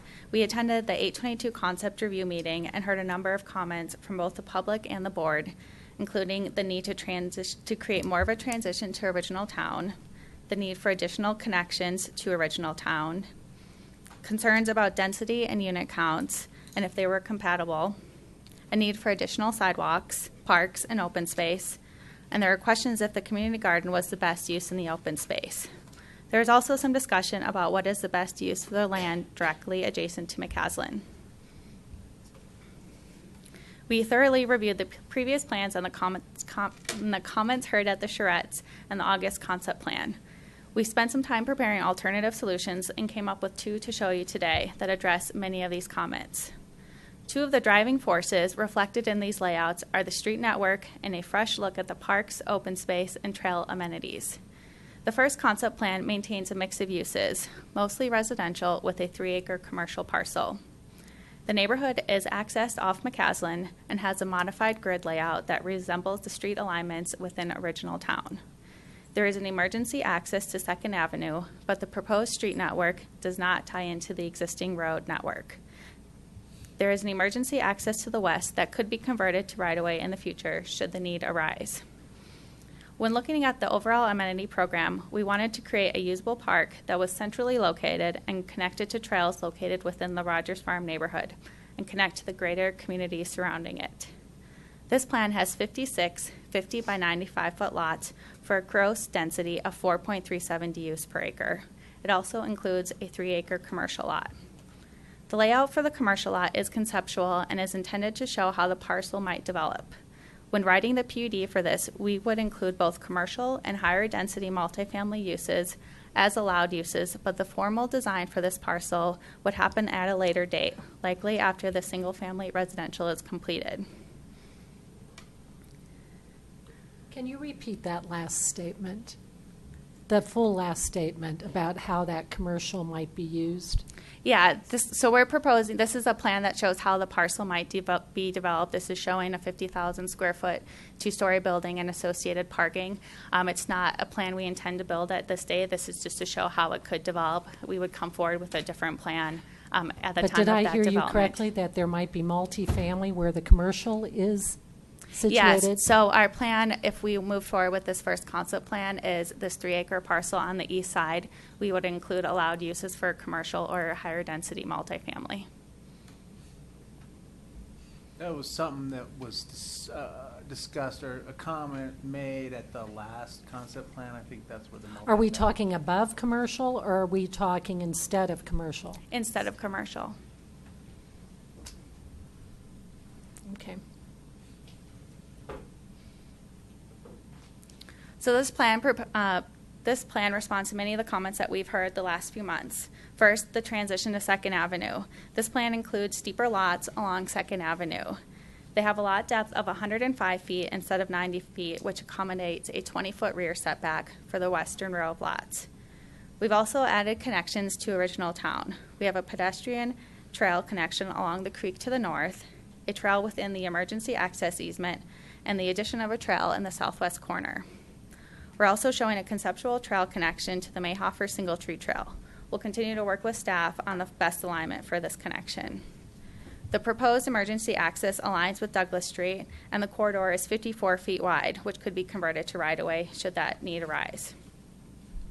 As previously mentioned, we've included a centralized and expanded park amenity, and we've converted the community garden to a more passive open space amenity. Compared to the 822 plan, this layout has 3 less units and has a minimum lot size of 50 by 95 with 50 by 105 foot lots on the western edge. This has a density of 4.37 gross DUs per acre compared to the previous plan of 4.65 DUs per acre. We've also revised the street section to include detached walks and tree lawns on both sides. In summary, the plan has 56 lots on approximately 6 acres of development and 1 3-acre future commercial or multifamily lot, which would allow for office or higher density residential development. We also looked at an all-residential plan to address comments heard in August about what was the best use along McCaslin. This layout converts the future commercial development parcel to 2 east-west cul-de-sacs for a total of 67 lots with a gross density of 4.24 DUs per acre.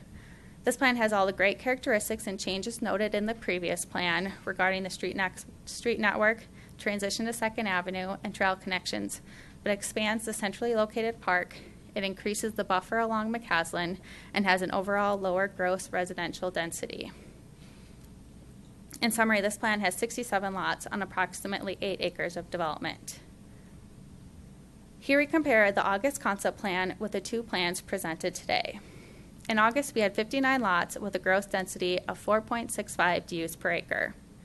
The plans presented today have 56 lots at 4.37 DUs per acre plus 1 future commercial lot, or 67 lots at 4.24 DUs per acre and no commercial lots. We want to explain why our densities are different than what shows up in the staff report. From our understanding, it looks like the staff report densities were calculated more on a net perspective.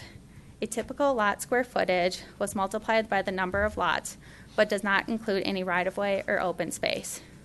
We calculated gross densities, which include the lots, any right-of-way, and any open space associated with the residential land use.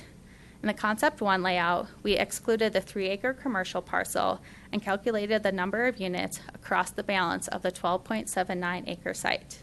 In Concept 2, we calculated the number of units across the 15.79-acre site.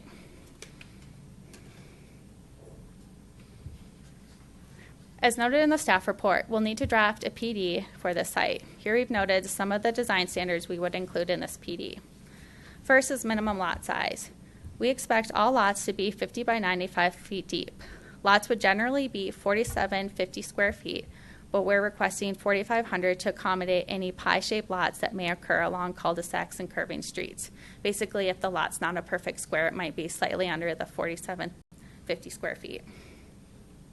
The allowed uses would match the RM zoning. If we move forward with Concept Plan 1, which includes a commercial parcel, allowed uses would include commercial and multifamily uses. We are proposing a 32-foot maximum height for the single-family residential, which accommodates 2 stories, and 55 feet for the commercial for a maximum of 3 stories. All the single-family homes would have front-loaded vehicular access. Open space would include a requirement for 35% of the developable area to be open space, 75% which must meet usable open space standards. The commercial lot would require 25% of the developable area to be open space. We're still working through the final open space areas that will be provided, which will continue to be refined through the design and PD processes to meet these requirements, and that will give us the exact final numbers.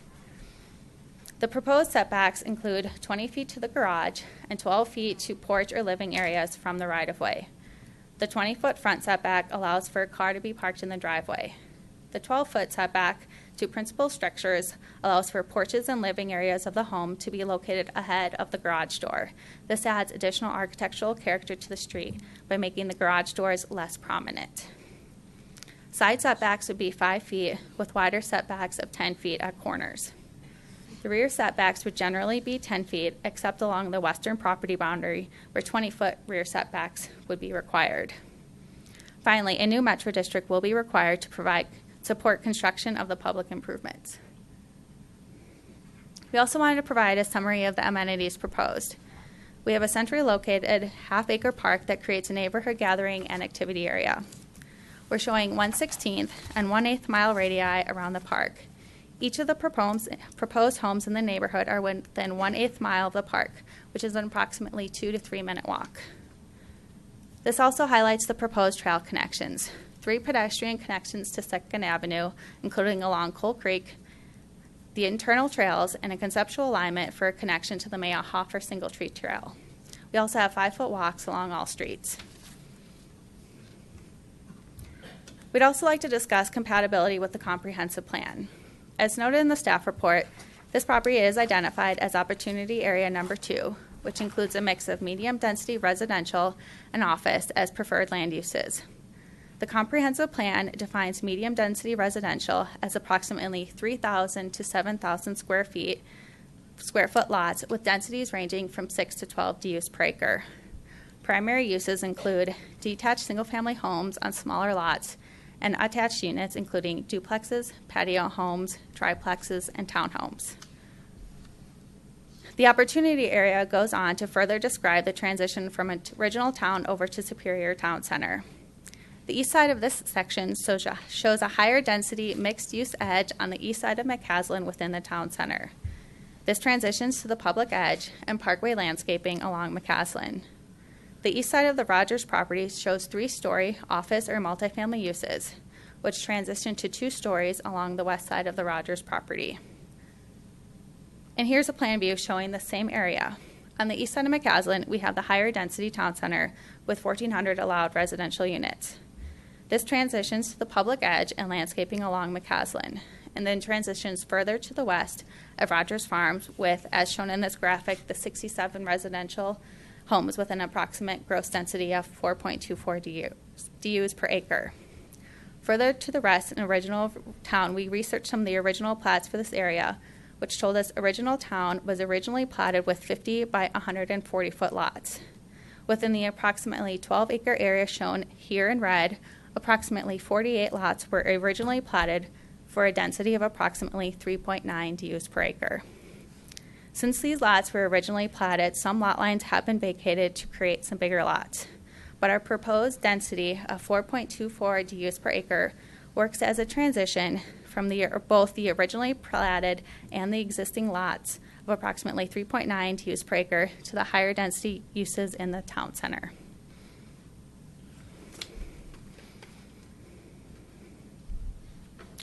We look forward to hearing your thoughts on the proposed plans presented tonight, and if you have a preference on one layout or the other. We'd love to move forward with preparing a PD plan for submittal to the town in February, work with staff on the details of that PD plan for the next couple of months, and then hope to present to you back in June back to you in Planning Commission this spring. As we worked through these revised plans, we took a fresh look at the property and focused on addressing comments and questions heard at previous design charrettes and our concept plan presentation in August. With both plans presented today, we have provided a revised street network that includes a modified grid that resembles the street alignments within the original town. The network does not tie into the existing network, but could be accommodated. We've designed the neighborhood around a centrally located park amenity with connections to the neighborhood and extending out toward the greater community. We've also reduced the overall density and included larger lots on the west side of the property to help create a transition from the original town to Rogers Farm. Finally, after hearing comments about a future commercial use on the east side of the property, we've included an all-residential plan to address those concerns. Thank you again for your time this evening and for your thoughtful consideration of this proposed neighborhood. We look forward to continuing to work with you and town staff to create a great new neighborhood that is compatible with its surroundings. Our team is here to answer any questions you may have. Thanks again. Okay, thank you. And I just quickly wanted to add one note in response to one of the public comments earlier. Both these plans actually do accommodate a connection down to a future trailhead down here with the commercial and also the residential. You can see that, and we would work on this street geometry to accommodate that, depending on the plans for that future trailhead. When you say access, I mean vehicular access or just trail access? Whatever you want. Whatever you want. Okay. You know, there may be, as the town starts to work with the county on that possible trailhead in that location, you know, we may look at possible access off McCaslin on our property to the south from McCaslin. So we're looking at a number of things Okay. as far as access goes. Thank you. All right, questions, comments from the board? Quick question for Matt. Matt, I'm trying to put this in perspective. What's the current number of dwelling units per acre in Rock Creek? Well, it varies. Is there? I mean, we have the single family, we have the Summit, we have Horizon, so Single family? I don't know off the top of my head. It'd be, my guess would be less than 6, probably 4. So comparable to this? Yeah. Okay. Well, it's only comparable if we can get on the same page, because staff says this is 9.2 units per acre, and they're saying it's half that, so we have to. That's fine. I have a just wanted some definition, yeah. perspective from. Yeah. So this isn't comparable to the rest of Superior, because it's a different way of calculating the designated units per acre. Can I clarify Yes, why I please. calculated it the way I did? So I calculated it really just to get a comparison to Original Town. So Original Town wasn't platted as a subdivision as this would be if it was, if it goes through a PD process. And through a PD process, we would actually default to the calculation the applicant showed. It's holistic. It includes the right-of-ways and their pocket park and the open space that they would provide. So his calculation is accurate in that regard. This was done just to kind of clarify that if we're looking, in my mind, this is more kind of like an apples to apples comparison with what's going on in Original Town. Original Town lots are all 7,000 square feet in size, which yields a density of 6.22 dwelling units per acre. If they're to develop at 56 lots or at the 67 lots, it's 9.18 dwelling units per acre. Which is just kind of context. A single-family house on 7,000 square foot lot is a lower density, obviously, than a single-family resident on a 4,700 square foot lot. But the other context is that this area is zoned medium-density residential, which allows for a 6,000 square foot lot, and it also allows for multifamily dwellings, which could yield anywhere between 8 dwelling units per acre and 14 dwelling units per acre. And then, as Bill mentioned, or I guess maybe it was Norris Design that mentioned the land use code, or the comprehensive plan, excuse me, calls for, I think it's in this table actually, density ranges between 6 and 12 dwelling units per acre within medium density residential. So those are all well within the parameters of what's allowed, and whether or not you compare his, I mean, it's a percentage increase based on, the lot size shrinking essentially. But what they're proposing isn't multifamily. They're proposing a single-family residence on a smaller lot, which is only achievable through a PD. And I think it could be argued that kind of bridges the, or strikes some balance between what you could achieve medium-density residential as a by right use and what you could achieve as a single-family residential use. So does that make sense? It's kind of a difficult concept. And I know that there's a lot of different ways you can do math and statistics and all that stuff. But that's how I did it, and that's the reason why is because Original Town doesn't have pocket parks inside of it. Doesn't have, so it's more of a direct comparison in my mind. Thank you.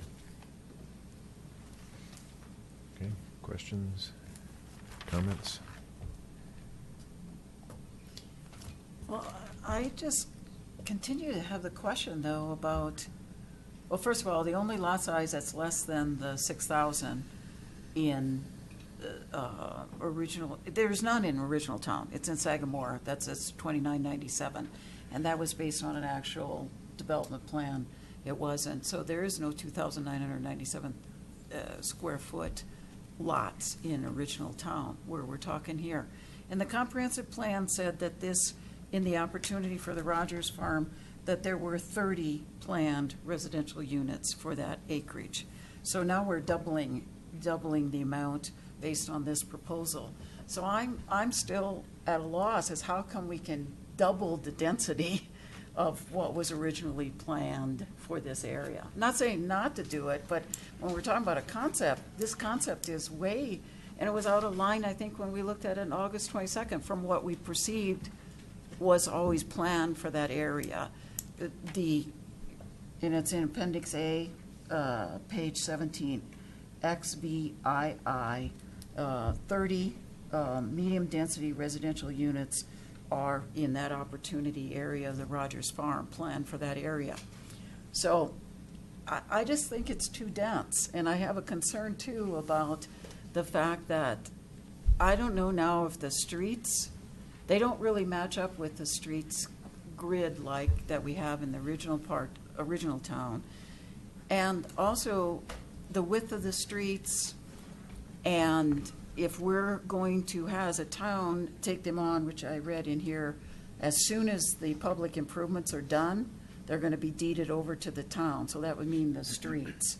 And, you know, I just think these streets look a little tight. That would be after the 2-year warranty period. Right, but it said as soon as they were completed, then I assumed it would be after the 2-year warranty. That's correct. But it also asked for a metropolitan district in order to actually create these, a new metropolitan district, and then would that mean that we'd have to take over the metropolitan district too? You know, if we took over the streets? I mean, I'm not asking the question for an answer, I'm just stating these were the questions, because it's a concept plan. So, you know, those are the things that came to mind for me. Wait a second here, you know, and I can't tell from these streets if they meet the requirements of our streets. They look a little tight. And then I go back to the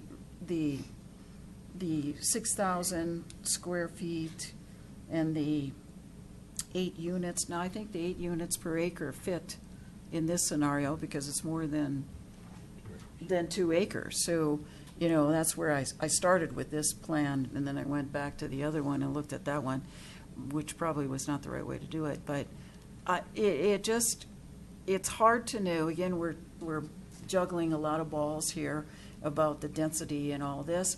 And I'm also wondering how much open space is actually here in this 15-acre area, you know, because I think we need like 35%.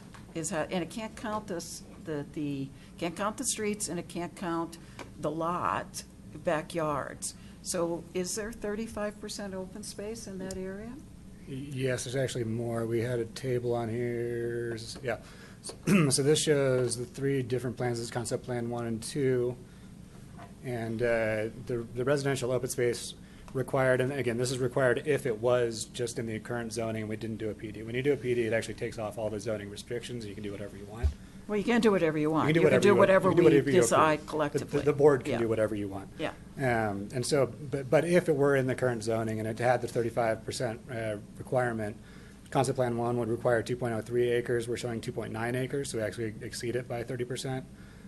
Concept plan 2 would require 2.87 acres. We show 3.61 acres, so again, it's exceeded by 25%. Is that because of the water quality pond? Bonnie's going to have to point out what's calculated in Because your pocket park is like a half an acre. Yep. And then, so I guess it's along Coal Creek that you get the other 2 acres. Yeah, so for the 35%, we're counting what is not anything in a lot or in the right-of-way. So it's anything that's landscaped area outside of lots or right-of-way. That's the 35%.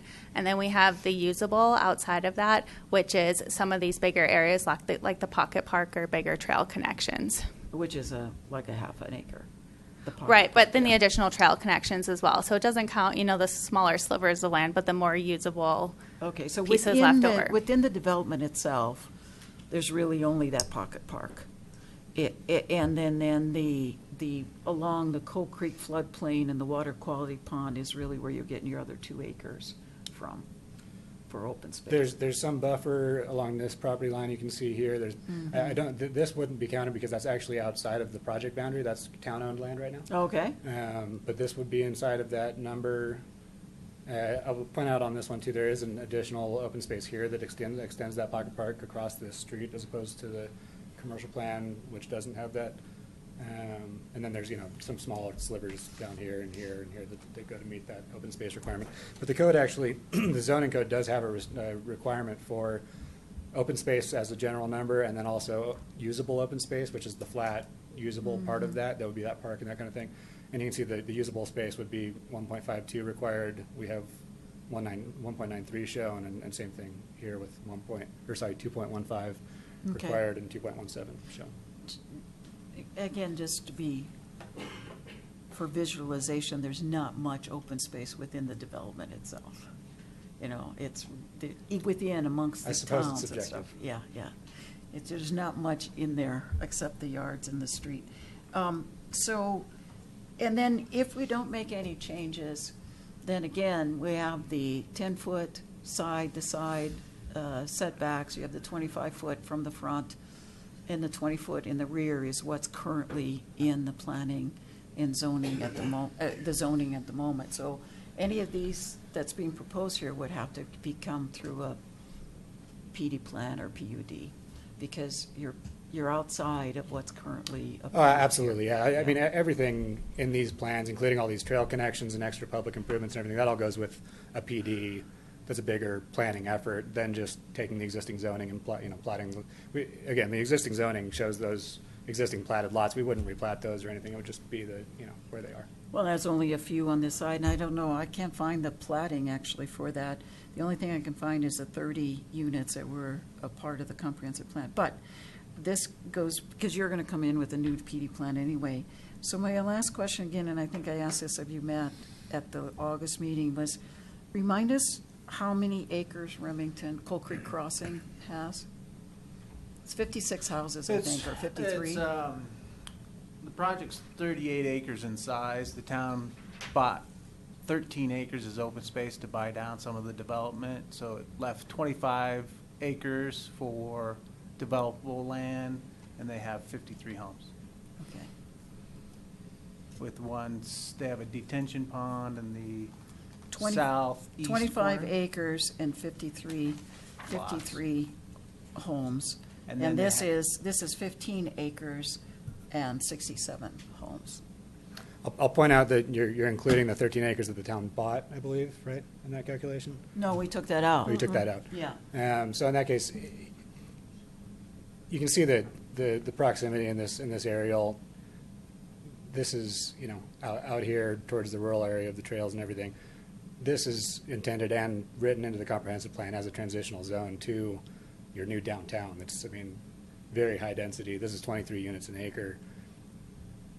I think the way it's proposed now is at the very low end of what would be considered consistent with the current comprehensive plan. I'm just trying to get a visual again for people to recognize that we're really talking about twice the density of the Coal Creek Crossing area. If you include the park, I suppose. Bill, could you repeat that? So you think this would be at the low end of the current plan, yet you indicated previously that the comprehensive plan has 30 homes? 30 units. 30 units. And So well, could the 30 could you- units, and I'll ask Stephen to back me up with anything he has. I don't know which exhibit you're looking at with 30 units, but 30 units on this 12 acres would be 2 units an acre, which is not what the comprehensive plan says. It says 6 to It's, 14. and I believe it's really for the back portion, not directly along McCaslin. So there was allowance for commercial along the front. But if you take your concept plan where you had commercial in the front, you had 57, I think, units. So it's a comparable, I think it's an apples to almost apples comparison of 30 to 57 on that one, based on what the comprehensive plan said. Everything is just a vision until it gets actually planned. But I'm just saying that I'm just pointing out, this is quite a bit different than what was originally expected or envisioned through the comprehensive plan. Do you have anything on 30 units or the density? It's Appendix A, page XVII, or page 17.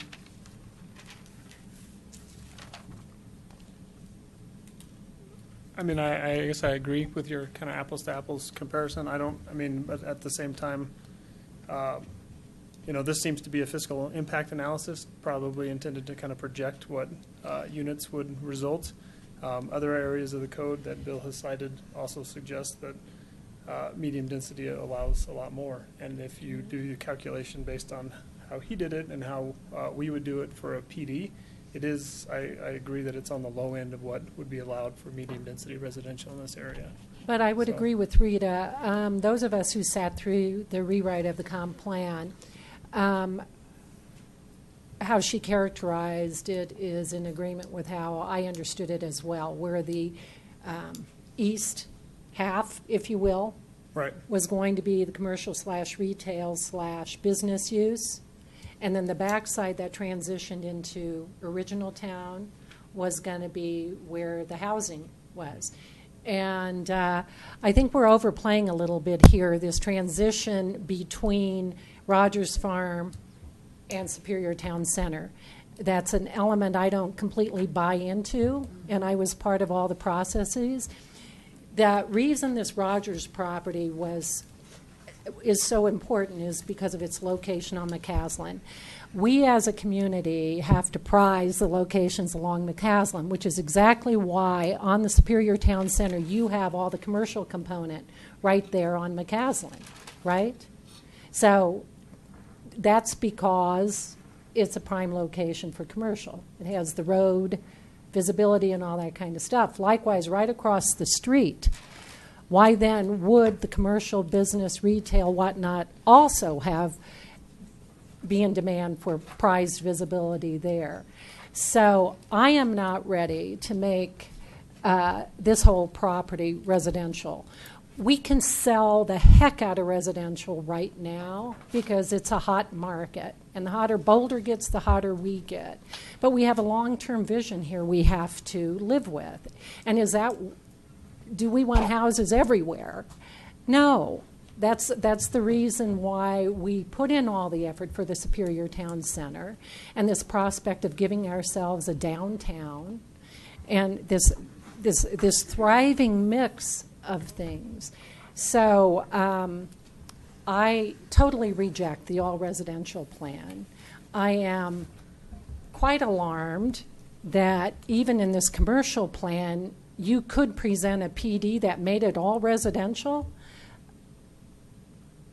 That flabbergasts me. We're looking for feedback. So we're looking as a concept plan. Flabbergasts me because then we just have two of the same plans basically, because you could make this all residential just like concept plan 2 is all residential. So I am willing to take the risk on our community that over time we are going to be able to attract commercial, retail, business uses where they should belong. But if we build them to houses, we can't unbuild those houses. That ground is permanently lost. So I also, sitting up here, I'm going to use the word greed. Your job may be to make the most money for your investors. But that's not our job. Our job is to make a beautiful, livable community.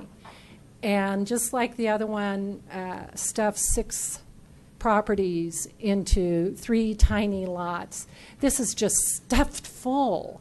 And that little pocket park is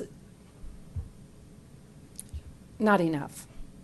And again, I want to emphasize this Coal Creek amenity. It cannot be replicated. It's got to be, it's a community treasure. And so I just ask you to pull back and think of the kind of community you would permanently want to live in. That's the kind of community we want to build. I cannot personally accept creating an island here with access totally off McCaslin. I emphasized this last time.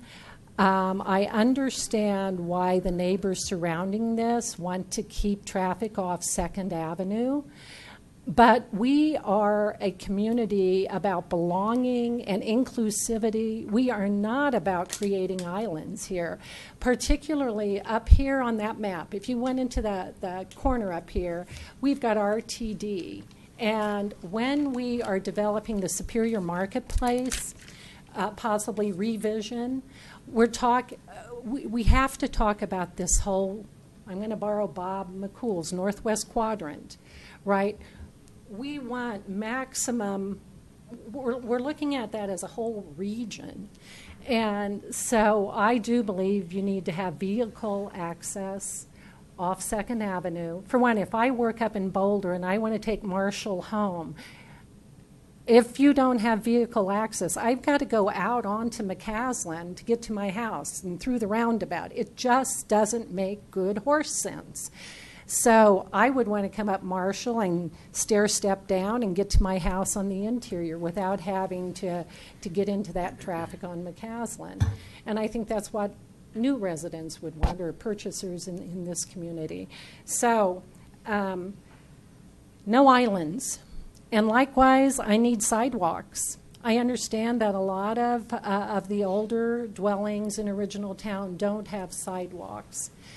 But the successful revisioning of this and I agree with the perpetuation of this historical nature, et cetera, to me would have sidewalks. And sidewalks, to me, and an ability to take a bike over to the RTD, that kind of thing.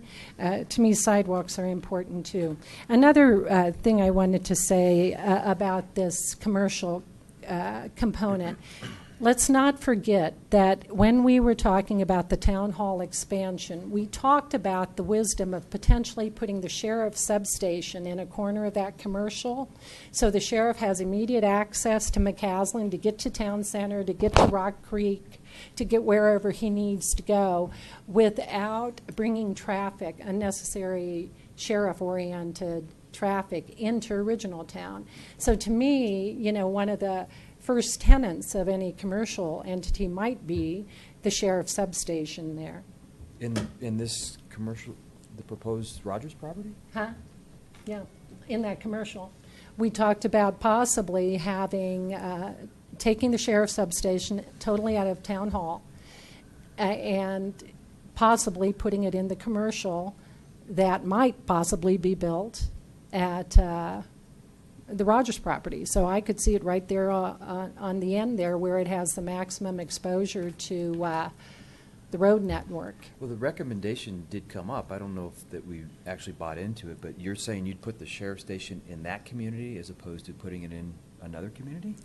Yes, because if you look at this holistically and everything, we've got to balance here. If you're among the people who think the sheriff's substation should not go in town hall, you got to put it somewhere else, right? You got to keep it wherever it is now or whatever. And to me, the proximity of this right next to McCaslin might make it a nice location. I'm not saying we decided anything, but we did throw out that possibility that this might be a nice location in that commercial area here. So just a quick question, Sandy. Are you saying that you would rather not have any homes there and you'd rather have it all commercial?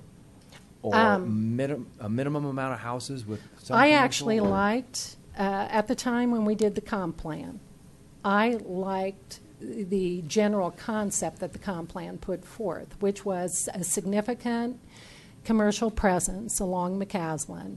And then the housing would be on this side, next to Second, and would then be such that the type of housing that transitioned nicely to the existing housing that's on Second and Third and in the contiguous area. So in my mind's eye, that's how it would develop. Now, what I can't accept, Chris, is concept 2, which is all residential. And I can't accept Plan 1 if, in fact, the commercial might be all multifamily. That threw me for a loop, which is why I asked for the clarification. So when I'm looking at Concept Plan 1, I'm seeing commercial there. I'm not seeing a possible multifamily where the gray area is there. And so this, at least, is a little bit in sync with the comp plan, except for the density. So this is the more appealing plan to build off of from my perspective. I agree. I think the density's a little bit high, but I'm not sold on having the commercial there at all. It just, to me, looks out of place. And I think of those residents there, their houses back up to that commercial property. Would they be happy with that, with whatever business is there, with the traffic going in and out? To me, it makes more sense just to have it all residential. Well, we're going to have Well- commercial property everywhere in Superior Town Center next to residential. Well, I'm gonna speak to this too, because when I think of the Rogers Farm property, I consider it an original town, and when I think of original town, I think it's residential, and so the thought of adding a 50,000 square foot commercial building to original town just doesn't seem in sync with what is in character for original town. So that's point number one. And point number two, we've got hundreds of thousands of square feet of office planned across the street, the Discovery Office Park. I mean, there's just all along there is plans for office. So, and it's not getting built. I mean, the Discovery Office Park, there's plots there that have been ready to go for years, and they're not getting built. And they're not getting built because there's a glut of office space. So I think if this is determined to be commercial, it's going to sit there empty. And when things sit there empty, people think, oh, it's open space. And then at some point in the future, it could be, when everything else, 20 years from now, 30, whatever, gets built, then those residents will be thrilled to have a 50,000 square foot office building, right in front of their house on something they probably by that point thought was open space. So I could see a 50,000 square foot rec center going there. I'd be in for that. But I'm not sure about the commercial. With the sheriff's substation in the corner.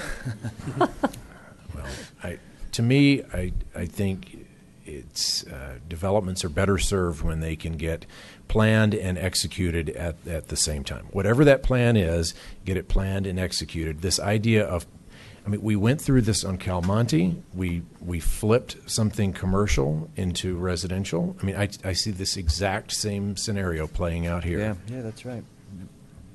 I don't. This property along McCaslin is totally different than the property down along McCaslin in Calmonte. This is prime property for commercial development, and just because Discovery hasn't developed yet, or the second medical office building or whatever hasn't developed yet, the available space in whole Boulder Valley is diminishing very quickly, and so I'm just willing to take that risk on the future. Now, the comments about access from Second Avenue, I thought we heard loud and clear from residents down there that they didn't want that traffic in and out of there to that property. And I think that, I don't necessarily agree that it makes it an island without street access, because we asked for access, pedestrian access, and they've done that. I think maybe there could be a little bit more, but having car access from Second Avenue, I think, is something that we don't want to do. Well, I love my residents, but on this case, I'm looking at the better good of the community, because I don't see it as anything other than an island. When you've got to go all the way around it, around everything to go out to McCaslin to get into it, by vehicle, I think it's an island. Yeah, and we have done this to respond to all the comments we've got. It's always a choice. Who do you listen to, the residents or what you want? That's right. So this, in the future, if the town as a whole decided that it wanted to open up access, this is a right-of-way that could be opened up into a street. This is a right-of-way that could be opened up into a street. This one probably not, because it's too close to the creek. But you could have two vehicle connections here if you I'd wanted rather to. deal with the potential traffic that this would cause and integrate our communities have an integrated community rather than an exclusive little compound here that has to be accessed off McCaslin. So, a handful of comments. I think, one of the first things you have done, and I think you'd started out well, was engaging the community and having those sessions. I think there's a couple of vocal people that welcome the opportunity, and I think you can't. You had one at 9:30 in the morning and one at 5:30 to try to get different crowds. You got to get out there and walk the streets. I did it yesterday. It's really the folks in Original Town. They want to talk. You're going to get a different viewpoint when you're talking to somebody in their front yard than you are when you're talking to somebody in town hall. So keep doing what you're doing, but get out there in the community, please. We've heard the desire to sort of continue the grid. And what we look at there doesn't look at all like Original Town to me. I mean, it's sort of, it looks like a pocket neighborhood with a pocket park. I mean, it looks like something you would see, I mean, no disrespect by this, but in a Westminster or in a Broomfield where they converted a couple, small areas into a particular neighborhood. I don't think that's the vision for Superior. It's not part of the comprehensive plan. This doesn't look to me like continuing the grid. So when you just walk around Original Town, you see the fact, I personally like the fact that there are no sidewalks, but I understand in this day and age that's not practicable. We're going to need sidewalks. But you see alleyways everywhere, and you see that's that's in lieu of a sidewalk. People are cutting through alleyways, and that's where they're walking their dogs. And I don't see alleyways here. In the original plan, and I know this was not warmly received, but presumably there are alleyways. I'm assuming these are all garage front homes. We had a conversation, I'm not sure you were here, we had a conversation this morning about how garage front homes are not aesthetically appealing. It's hard for me to digest this and to give feedback knowing that there's going to be garage front homes, and we see the look of a garage front home, we're not going to like it. At least I'm not going to like it. This feels way too dense. This is my first real day, I can't reconcile the fact that the comprehensive plan assumed 30 units and 98,000 square feet of commercial, and this has almost 50 or 60,000 square feet of commercial, whatever we're proposing, and twice the amount of units. It does half the commercial and twice the residential. I just can't reconcile that. I need to think about it a lot, but it seems to me that it's completely incongruous to what's in the comprehensive plan, and I think we should rethink that. With regard to access on 2nd Avenue, completely agree with Sandy. This can't be a pocket neighborhood. This needs to be part of Original Town. From my viewpoint, we need access to 2nd Avenue. Sort of as I was looking at the maps the other night, I laughed to think that if somebody wanted to, go to Whole Foods to get some milk, it's a 7-minute drive around a roundabout. It seems crazy, right? So those are my 4 comments. Thank you.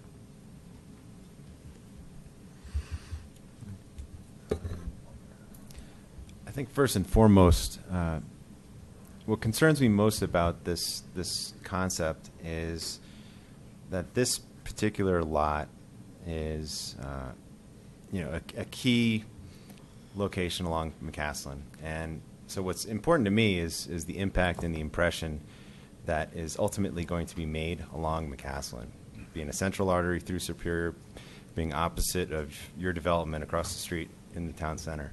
So I don't want to lose sight of that, and in Trustee Pennington's words, just try to jam as much density into this as possible. I don't know if that's necessarily the smart way to go about doing this. To me, it seems like this is a rush to just get something through, get something built in lieu of really smart planning. I agree on the connectivity issues to Original Town. Making this, while I certainly understand and appreciate the Original Town residents' concerns about increased traffic and the access to Original Town that this could potentially have, I echo what Trustee Pennington said and what the mayor said, that this, to me, is a part of Original Town. It's just a part of Original Town that has not yet been developed. And I don't think it makes sense to keep this particular development an island. I agree with that. So I think that connectivity to Original Town is something that I think is important if this is going to actually be built. I agree with Trustee Pennington on the sidewalks issue. I agree with Trustee Ryan and others on the density issue. I think that this is significantly too dense. I share some concerns about, it seemed like there was just kind of slipped in there about the notion that there would be a metro district requested to support the public infrastructure. Certainly want to know more about what that would entail. But ultimately, my main concern is that this is an opportunity that should not be squandered because something is just rushed to get built. It should be built cohesively with town center in mind and with the fact that it's along McCaslin in mind. And those are my comments. Okay. Trustee Herman? I don't think there's a whole lot that I can add to what my other new trustees said, but they said just about all the things I would want to. The only other comment I would make is that when you met with the community, you showed them 2 plans. So it's like, okay, you can have a sword or a knife. You know, is the third option, okay, I don't have to kill myself at all. And you didn't give them that option. And so for me, what is concerning is that we didn't give them an option that showed less density. We didn't ask them, what do you want, if this land were to be developed, how would you want it developed so that you embrace this as part of original town, as opposed to what feels like has happened now is they really want to be separated from it because they think it's going to be too much traffic. It isn't going to reflect the character of what we have in original town right now. So, you know, I agree with Kevin. I think we need to talk to the community about this. I think we have, you know, for want of what, when we were talking about 4th Avenue, we don't have a true plan on how we want to develop original town and what we think is appropriate. The city of Arvada, which happens to be where I work, really put a lot of work into developing design guidelines for their original town. They call it Old Town, but it's the same sort of thing. I really feel like we are trying to do things too fast to original town. If I lived there, I would feel like, slow down. Talk to me more about what, you know, this is going to develop. And I don't think there's anybody in original town who doesn't know that development is going to happen. But let's do more to engage them about how they want it to happen. How do we make this development truly be a transition between original town and Superior Town Center? What it feels to me like, because of the density, is this is part of town center. It's not part of original town.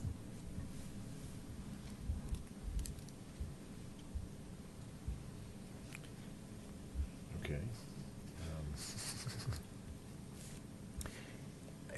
Is there more feedback that we can give Bill and his team on this commercial versus? Yeah. I'm sorry. Go ahead. I just want to be a little bit clear here because I don't want to throw away an opportunity that is presenting itself. What I'm hearing from a majority of the board right now is to just go with the existing zoning, leave the current street grid in place, and develop it as was originally platted, with 48 or so, 46 single-family lots, maybe some duplexes and that kind of sprinkle, but basically whatever the existing zoning says, which is fine. I know I take the comments about greed and that kind of thing personally. I'm an architect. I'm a ULI member. I very much believe in sustainable, positive development that people like living in, that are nice projects. If I wanted to only make the most money for my investors, this would all be maximum density multifamily as allowed under the existing zoning. That's not what we're proposing. We're trying to bring you an option that makes us a nicer place, that brings a park into the community, that brings trails along Coal Creek, that brings a connection. We'll build a pedestrian bridge across Coal Creek connecting this trail system from this existing trail down here, and that's an opportunity you're never going to get again if this develops under the existing zoning. So we can either choose to work together as a team and come up with an option that has the density that supports the cost of a plan like this. Or we can reject it and say we just want to live with what we have, and that's fine. At the end of the day, we're a private property owner. We do have property rights. I do have a job to get something done. I can't just spin around in circles forever. Yeah. And so if the direction is to go with the existing zoning, that's what we're going to do. But I want to make sure that it's what you really want to do and not something more like this. It's certainly not I'm not interested in doing what the original plan was. And I'm definitely interested in working with you to get something closer to this. Is there any possibility that you could make it less dense? Or have you already run the numbers and you said there's absolutely no way we have to go with 57 households and 50,000 square feet of commercial?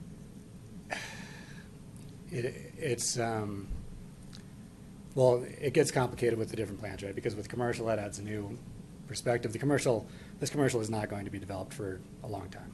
We have a lot of office space to build across the street that's going to be much higher demand. This is Class B, two-story office, if it's office. Or it could be some kind of multifamily if you wanted to allow that. If you don't, then it's Class B, two-story office. With the density, if it's like a unit here or there, I can't commit to anything without looking at the numbers again. We've already taken something like 20 units off of the original 70 proposal. And this is actually probably less units than I could build under the current current existing zoning and just go build them without going through this whole process. So if it's 10 units or something like that, then no, I can't do that. Is there any interest at all in partnering with the town and maybe looking at a rec center there Sure. where that 50,000 square feet is? Yeah, if the town wants to buy some land and we can work out another similar to the town center, the whole PD idea is sort of a public-private partnership. And so, yeah, absolutely happy to talk about that. And we can't just build it for free and give it to you, but I can certainly, I think it'd be a great use. Instead of sitting on vacant office land for 10 years, if we can work out a deal where the town wants to fund some community center here, which is more compatible with the residential uses, I think that's a great idea.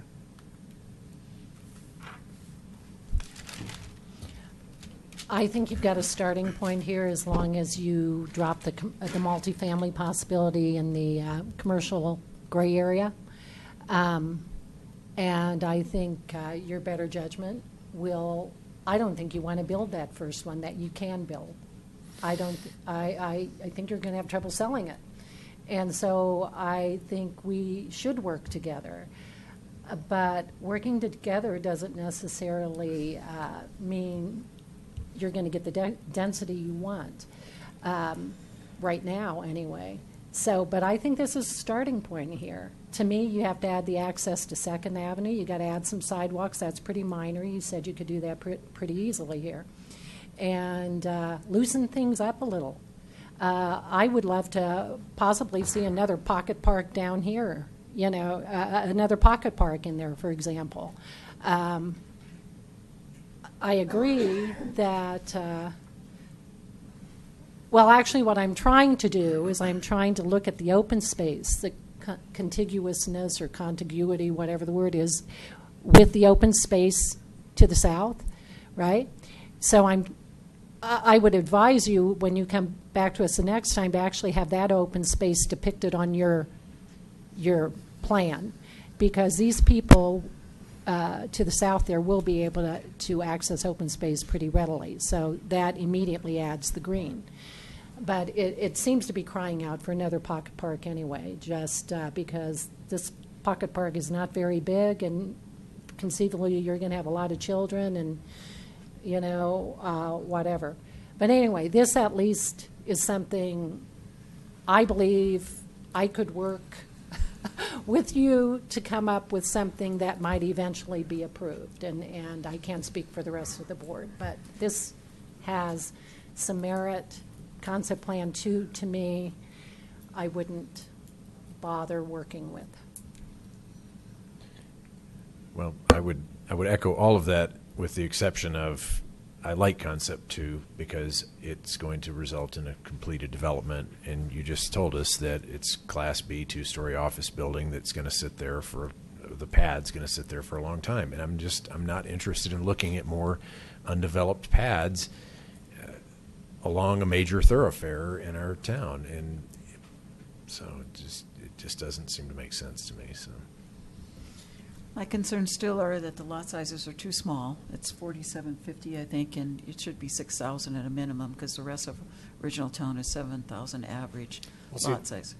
That gets tricky, because if it's 6,000 minimum, there's no, this type of plan is much more expensive to build than the existing zoning. If I can't do anything more dense than the existing zoning to pay for that extra cost, there's no way to do this.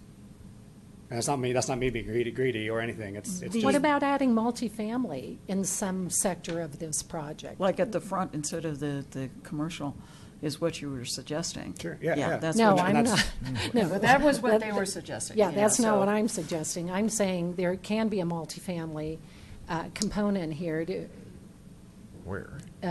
Yeah, where though? Huh? Yeah, Where? that's a good Well, question. Where the were you original proposing? plan, as I understood the comp plan was not single-family homes at all. It was multifamily. No, that's not true. I got it right So I here. must have misunderstood It's- it. I've got it right here, and Duplex. it's along the front was commercial. Mm-hmm. I mean, you can see it right on the map here I've got.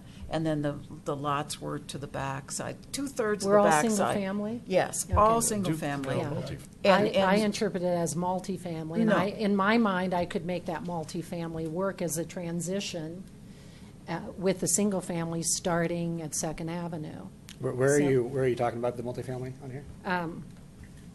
Where you, I would leave this here. I love the idea actually of considering a rec center there with the substation, in there. And I saw this all, when I did the comp plan, I saw this all as a potential for multifamily down here. And so to me, you could, if you wanted to have components of single family and multifamily, within the housing stock you're showing depicted on this illustration. I'm not, so from my perspective, multifamily on Second Avenue doesn't thrill me, but on the backing up to the Shan property, where presumably there would be some park access, some trail access, 6 or 8 multifamily units in there, if that could expand the lot size. You're looking at down here? Yeah. Right. That's my, just optically, Well, and I think this that's would up the hill a bit. Prime property for backing up to open space. I don't know if you'd want to put multifamily there, wouldn't it be better suited for? Look at the ridge. Right. Well, yeah, look at the ridge. Yeah. Well, I think that what we shouldn't do here, I think you should go back and try and redesign Right. it. And I also would like to have happen, which I've asked for, and I know Bob McCool has asked for this. These are kind of discussions that should be had first at the Planning Commission. I'm sorry, but I think it should start there. Well, and that is the public process that we will go through now, is to develop this plan with your comments and take it through the formal. No, I want the concept plans. These questions should have been gone through the Planning Commission. And we need to, that's not your fault, that's our fault. We need to have some of this discussion. We're gonna That's have something, that. yeah, we That we're talked gonna about, we have to discuss. change the code for that. Yeah, or we have to modify however we've got it now, yeah, right. Right, in the code. But it's not like we can't do it, it's just that we've changed some things to cause it not to go that way. And that's not you, this is, you're going through the process the right way.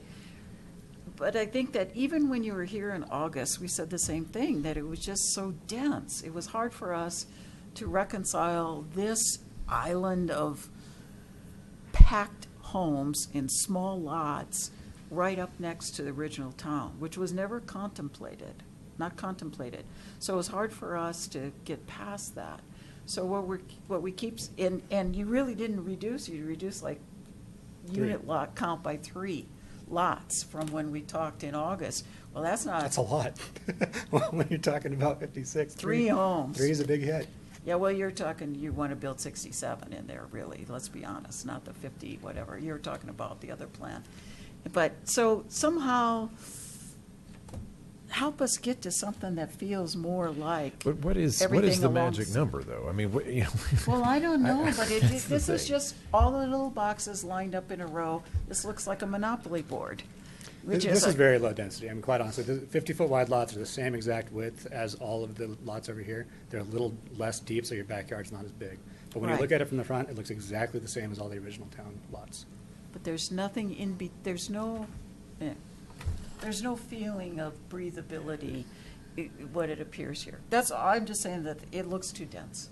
And we've said that over and over, and this didn't change from what was on August 22nd. I understand where you're coming from as a business person, but from our perspective, this didn't change from August 22nd.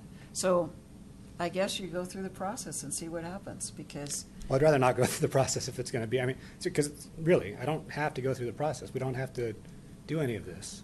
If the answer is this is too dense and we don't want more than 40 or 46 homes, we just don't do this. And it's fine.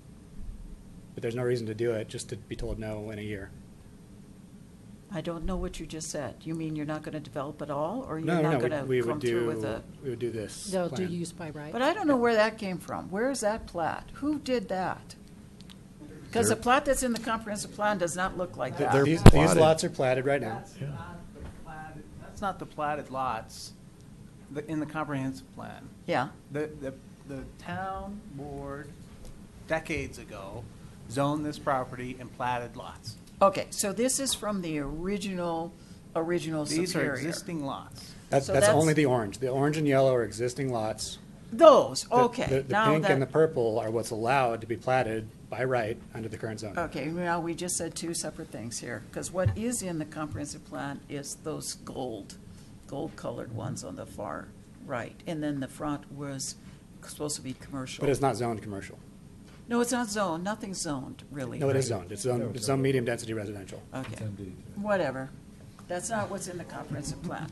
So when we say this has been platted, Comprehensive plan is a I understand that, but we've never seen this until just this presentation. I've never seen that before. We've only seen what's been in the comprehensive plan, and it's always shown commercial. And even when a developer came and wanted to develop this, as well as the Shan property, and this was always planned to be commercial along McCaslin and up into Shan even was going to be a Right, parking yeah, garage into where the building is now. comprehensive plan is a guiding document. You know, that's what the town would like to see. But by zoning it decades ago as medium density residential, that's what we're currently stuck with. Right. The Well, we're not comprehensive stuck. plan We're is just saying subject that- to the zoning that is on the land. Comprehensive plan is a Well, wish we're probably list. we're talking past each other here. Why don't we- because it's been agricultural for a long time. Let's shift gears a little bit. Let's have some public comment on this, and that might pose some other questions from the board, and we can continue discussions that way. So, okay, public comment.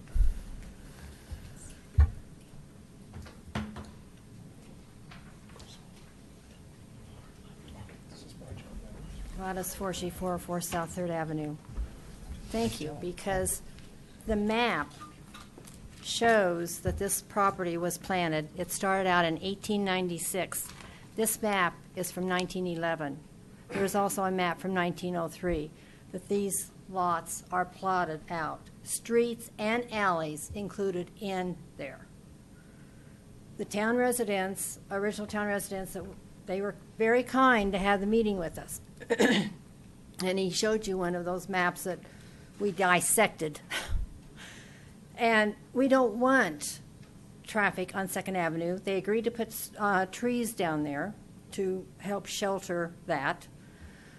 It was suggested that the commercial be included in that because of the fact, that low-cost housing would be proposed for this unit. We have no low-cost senior housing in original town. It is very, very, very necessary in Boulder County to have that. By putting the commercial in there, yes, the sheriff, that would be a superb spot for the sheriff to be. 2, it could be a little coffee shop that seniors could walk to. If there was duplexes put on these quote-unquote small lots, which they have decreased the size of the lots. And Chris, you purposely told them when they were here before that you did not want the size of the lots decreased, and yet they have decreased them to 95 feet. So if you made this senior housing, low-cost housing, whichever, you would have seniors over 55, whatever classification you want to give us, that could walk to the Superior Marketplace, that could go for a cup of coffee in this commercial. And the rec center was definitely suggested, as that would be a prime spot for that. Excellent for the seniors, easy access off of McCaslin for anybody coming from Rock Creek. There are 2 state statutes regarding the public streets. 3123-107 regarding the plotted streets. 3123-108 recorded, the recorded plots. So that's something that you definitely need to take into consideration, is that you've got state statutes here to work with, not just lots out there that's been there for however many years. We just had the discussion regarding 4th Avenue about how we're going to, or how it would be nice to create original town and not change it. These plans are going to change it terrifically, absolutely terrifically. They were kind and listened to us about no access other than the roundabout. And if you have the low-cost senior housing, over 55, whatever classification you want to give it, you don't need that 2nd Avenue access to this plot. These are very, very dense, much denser than what we in Original Town want to see, that have to look at it every day. Now, Rita, at the last meeting, you said you didn't want 2-story houses coming down when you come down McCaslin. You didn't want 2-story houses to see down in that area. Then don't put 2-story houses down there. You can put duplexes on one lot, which are the low square footage, that's going to be single story, and still be able to sell a large number of houses. You get into something that I mentioned before and that really needs to be looked at terrifically, very, very closely, is wind. When Sagamore was built, wind destroyed 2 houses up there because of the density of the 2-story. I have been battling since August 8th to get my garage repaired from a wind shear that come over that ridge. You're going to have that same problem because 3 years ago it destroyed my garage and my neighbor's fence. So you better look at the fact that you've got the wind issue coming over the hill with 2-story houses all along that ridge. If you're in the insurance industry, you're going to know that it's the Santa Monica winds. And they're going to get destroyed. They really are. So then are you going to let it be your conscience that when those houses are destroyed, that you approved this development with 2-story houses? This is too dense. You need to look at more variety housing than what is in this at this time. Okay, thank you. Additional public comment?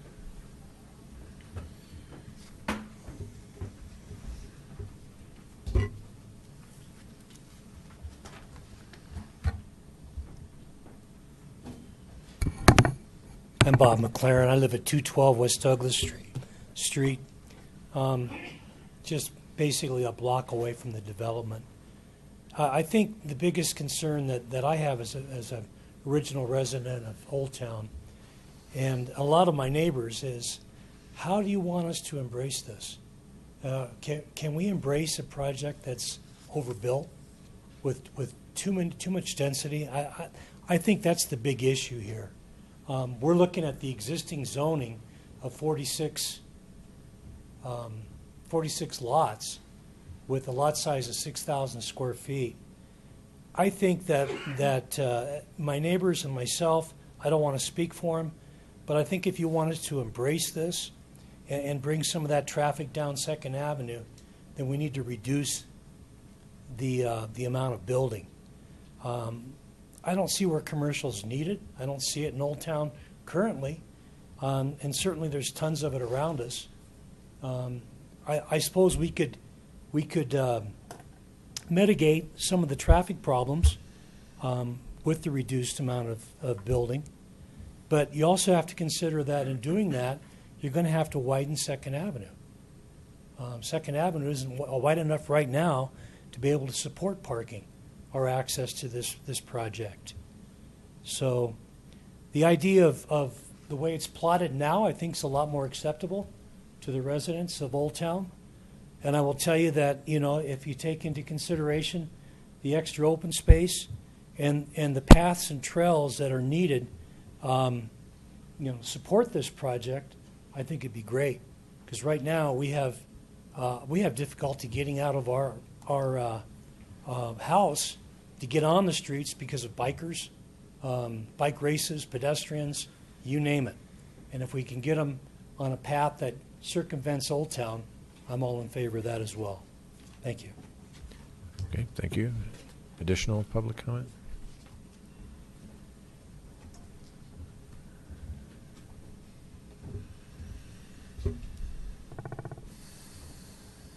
I'm Bob McCool at 312 West Coal Creek Drive, and I've just been watching from home, so I wanted to run down and just comment. I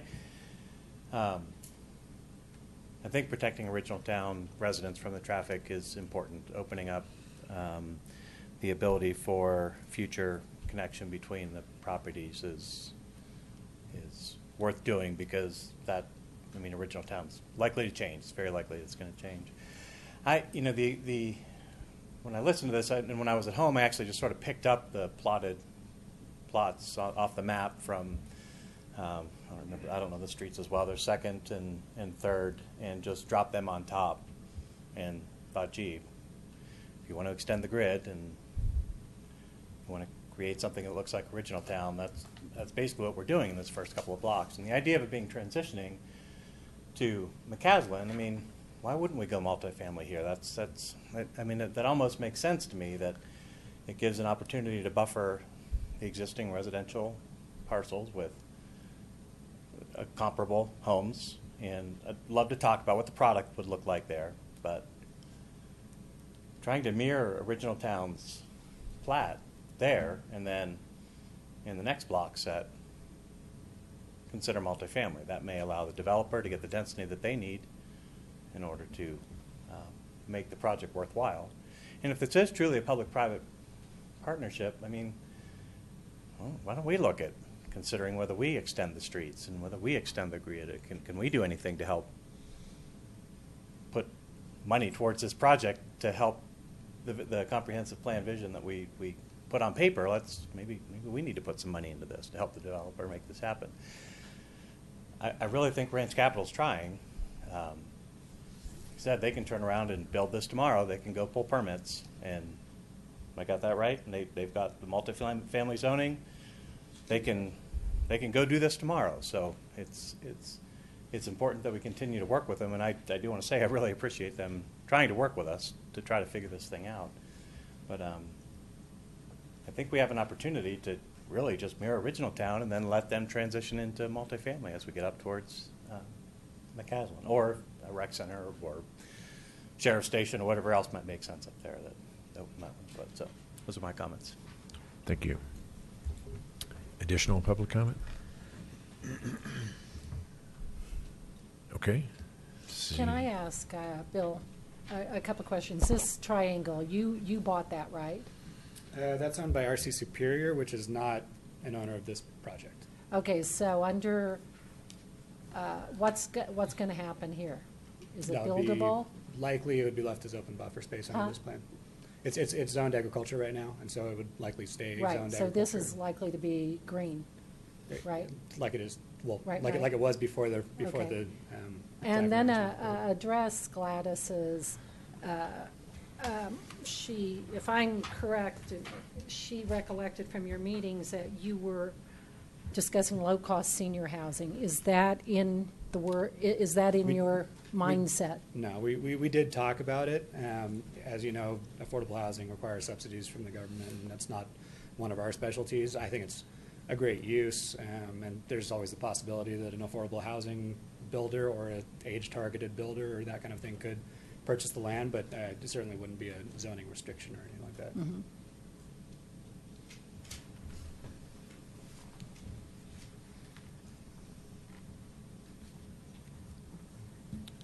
Okay. Do we have any additional comments or feedback for them to leave them with? Do you feel like you have any sense of direction from this last hour? To me, from all the public comment and commentary on the board, I kind of tend towards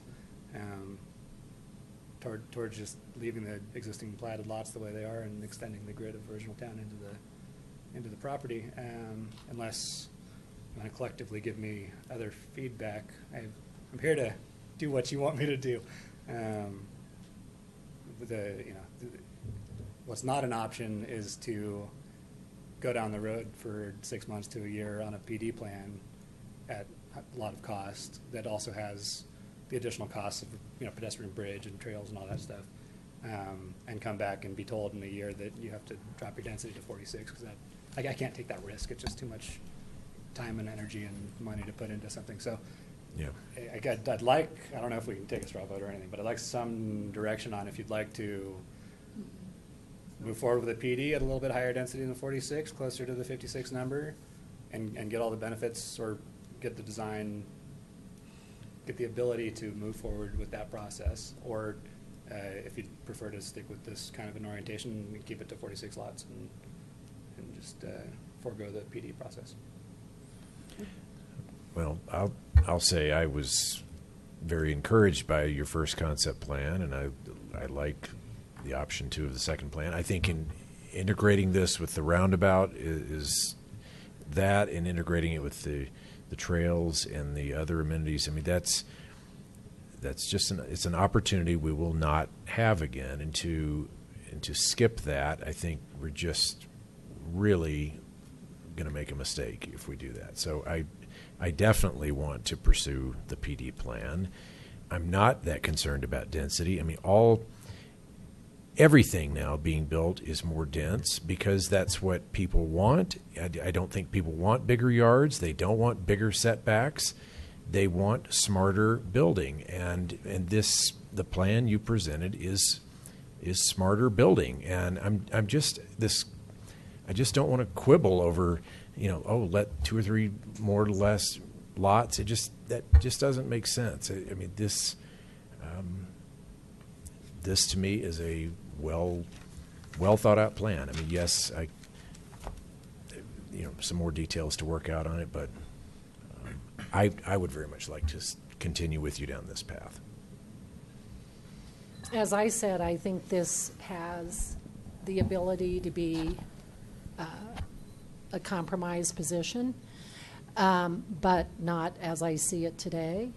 So I asked Matt, I feel your pain, Bill. I think you have done a good job of trying to put forth something acceptable, right, to both parties, us and you. But we're not there. So how do we bridge this? In the past, we closed this concept meeting, and then you're on your own to try to read our minds and come back with something successful, right? That'll pass in PD form. Matt, what's an alternative to hashing this out? Kendra, what can we legally do? You're doing it. That's all. We can have another concept plan presentation, or the applicant can choose to submit an application. But that's because of the limits placed on you as a quasi-judicial body. That's really all we can do. In fact, even the concept plan has gone so far. So can we? I plan on go ahead? Meeting with Bill at least to over the next week or two, just talk about this meeting, comments we heard, and discuss ideas, and then they just have to. Right. If ideas come out of that, I can share those with the board. But at some point, they'll just have to make a So decision. what more information do you feel you need to accurately reflect, or have you heard us? Okay. And then this idea of, I do think Original Town needs the whole concept of the future of Original Town needs very serious consideration. Is this something you can put on the agenda for the retreat, so we can just discuss in general. You know, it's always a recurring issue here. You know, this is not the first time we've heard all these things. So that the broader concept of visioning, revisioning, or planning for the future in original town.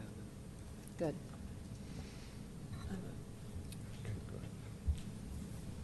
So, Bill,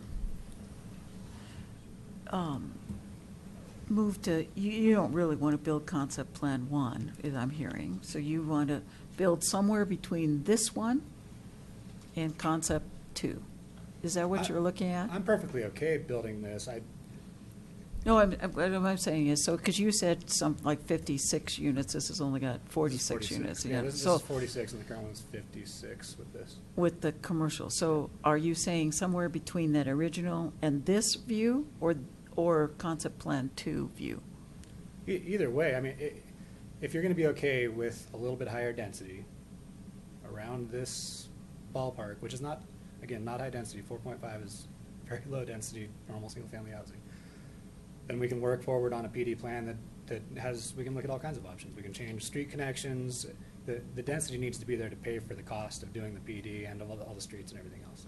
But we can change street connections and do all that as long as we keep some I think we're talking past each other. So you're showing the original that had that triangular piece, or that, whatever that is there. Yep. That really be expanded a little bit more and made available possibly for commercial in your concept plan 1. See where your little hand is? We could do this and extend these streets through as some kind of a grid connection if you wanted the vehicle connection.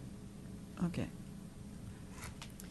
I'm just trying to understand what you want right at the moment, what you think you're thinking about this. I thought you were thinking about concept plan 2. It's literally any one of the 3 is equal roughly to me. It's whatever you. I don't want to spend a year on something to come back and have you tell me it's wrong and deny the application. If this is the direction and we like this direction, I can work on developing plans and details and work with Matt and staff and everything over the next 4 months or so. We'll bring it back to you in February, March as a PD application, at which point you'll have some comment, possibility, and then approval over the PD. If the answer is that this is going to be too dense, and I've heard that a lot tonight, that this is going to be too dense no matter what, then there's no reason to waste that time or effort or money, and we should just do this, which is fine by me, if that's the direction that the board wants to go. The too dense that I was talking about was the one that I thought you wanted, which was all residential of 67 units. The other one without any commercial in the front. And I'm not one way or the other on the commercial, because I recognize that it's really hard to fill commercial property. But if we knew what we wanted to use that triangular for, and we don't know what we want to use that. So I don't think as a town we can hold you up in creating your plan for this, because we're not ready to, we don't know what we'd want to do with that. But anyway, you'd have to figure out what you could do and how long you could wait for somebody to catch up with you on that. But 67 is too many. 46 isn't too bad. 56 might not be. There's somewhere in the middle that you can find, I think, an area that we could land on. But I'm just having a hard time understanding why a number is too many and another number is not too many. Well, I'm not saying the number. I'm just looking at this, and I'm saying it just looks. The other way, if you look at you look at what is supposedly the existing, there's more streets and spaces. It's not just long rows of houses. So that looks more, not that one. Your one, you just flipped past it. No, I'm not talking about that. I'm talking about, well, there's a lot of space in there. I've walked through that, and there's a lot of space in there, between the houses and behind the houses and all Our that. original town was developed with as Nora said, some of the lots were actually joined, and so there's some houses on part of a lot where the other part of the lot isn't developed. So it's certainly not 2 the same lots, kind of 3 lots to 1 residence and all that kind of stuff. Look, So I'm this just is a going good. Well, this is a good map. I mean, if you look up there to the left, you can see Sagamore. I mean, there's 178 8 homes there, and I lived there for 8 years, and Combine both sides of Saginaw? yes, Combine 100%? yes. I mean, I don't know what the acreage is, but I'm just looking at the two, and they're, somewhat comparable. So I mean that, and this is going to be less dense than that, and so Sagamore is probably the worst example of development well, in I'm the not. town of I'm not Superior. using it. I'm not using it as Goodness. Well, I'm not trying to say it's a great example. I'm just saying that is what more dense, living is. I mean, there's price points associated with that.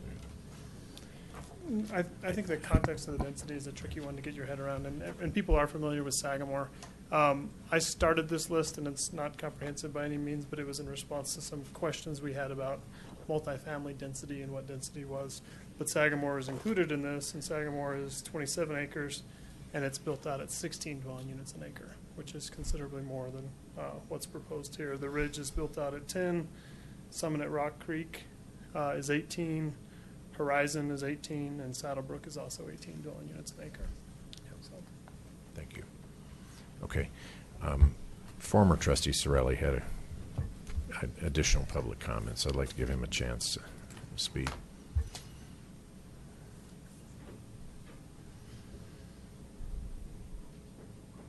Thank you, Mayor. Joe Sorelli, 987 East Carville Place, Superior. I served on the Planning Commission for a number of years and on the town board, and I've heard comments tonight about you wanting feedback from the Planning Commission on the concept plan or these kinds of things, and you're making the mistake of not specifically inviting them to these meetings to hear the concept plan. I think they would not even know you're hearing a concept plan unless they were reaching out and studying your board agenda. And so just one suggestion, you specifically invite the Planning Commission to any concept plan development ideas that you hear in the future. And the reason I say that is when I was on the Planning Commission, I tried to go whenever the board was hearing concept plan because I wanted to know what the board was thinking, because as a planning commissioner, your tools are basically the code, zoning, and the comprehensive plan. And to understand where you want feedback that something doesn't match, you don't want it to be by zoning or the code zoning, but you have too complex or too detailed, too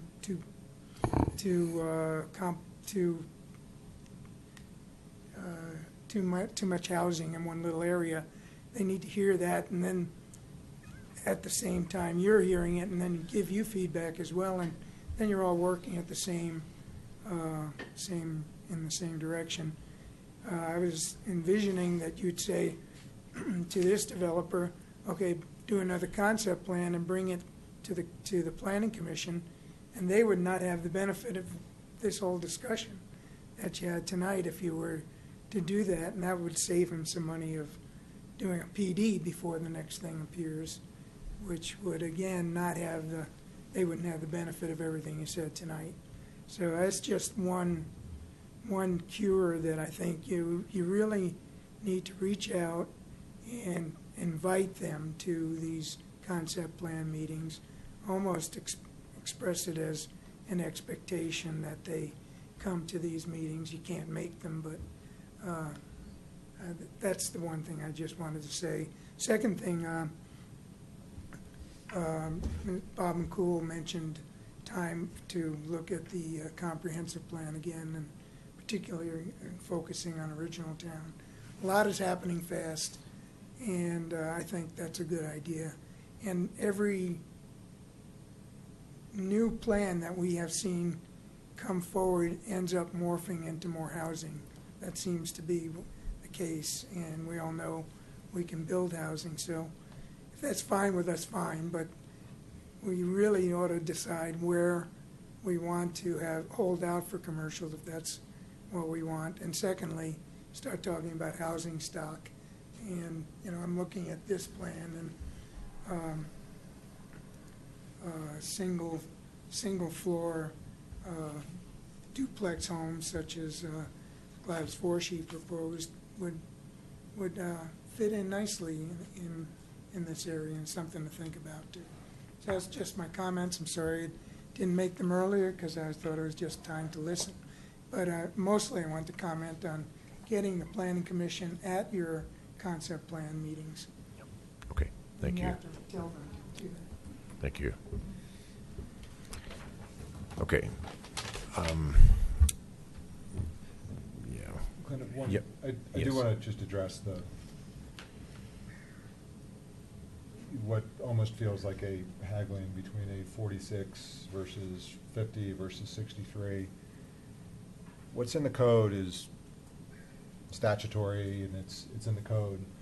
It's in this planning document, in the comprehensive plan, excuse me, is a promise, right? It's the promise, to me, it felt like a promise to the folks that found it on the website, to the trustees and the mayor at the time that created it, and the town staff, and it says 30. And so there's something that really does need to be reconciled. So the difference isn't between 46 and 56, or whatever the exact numbers are.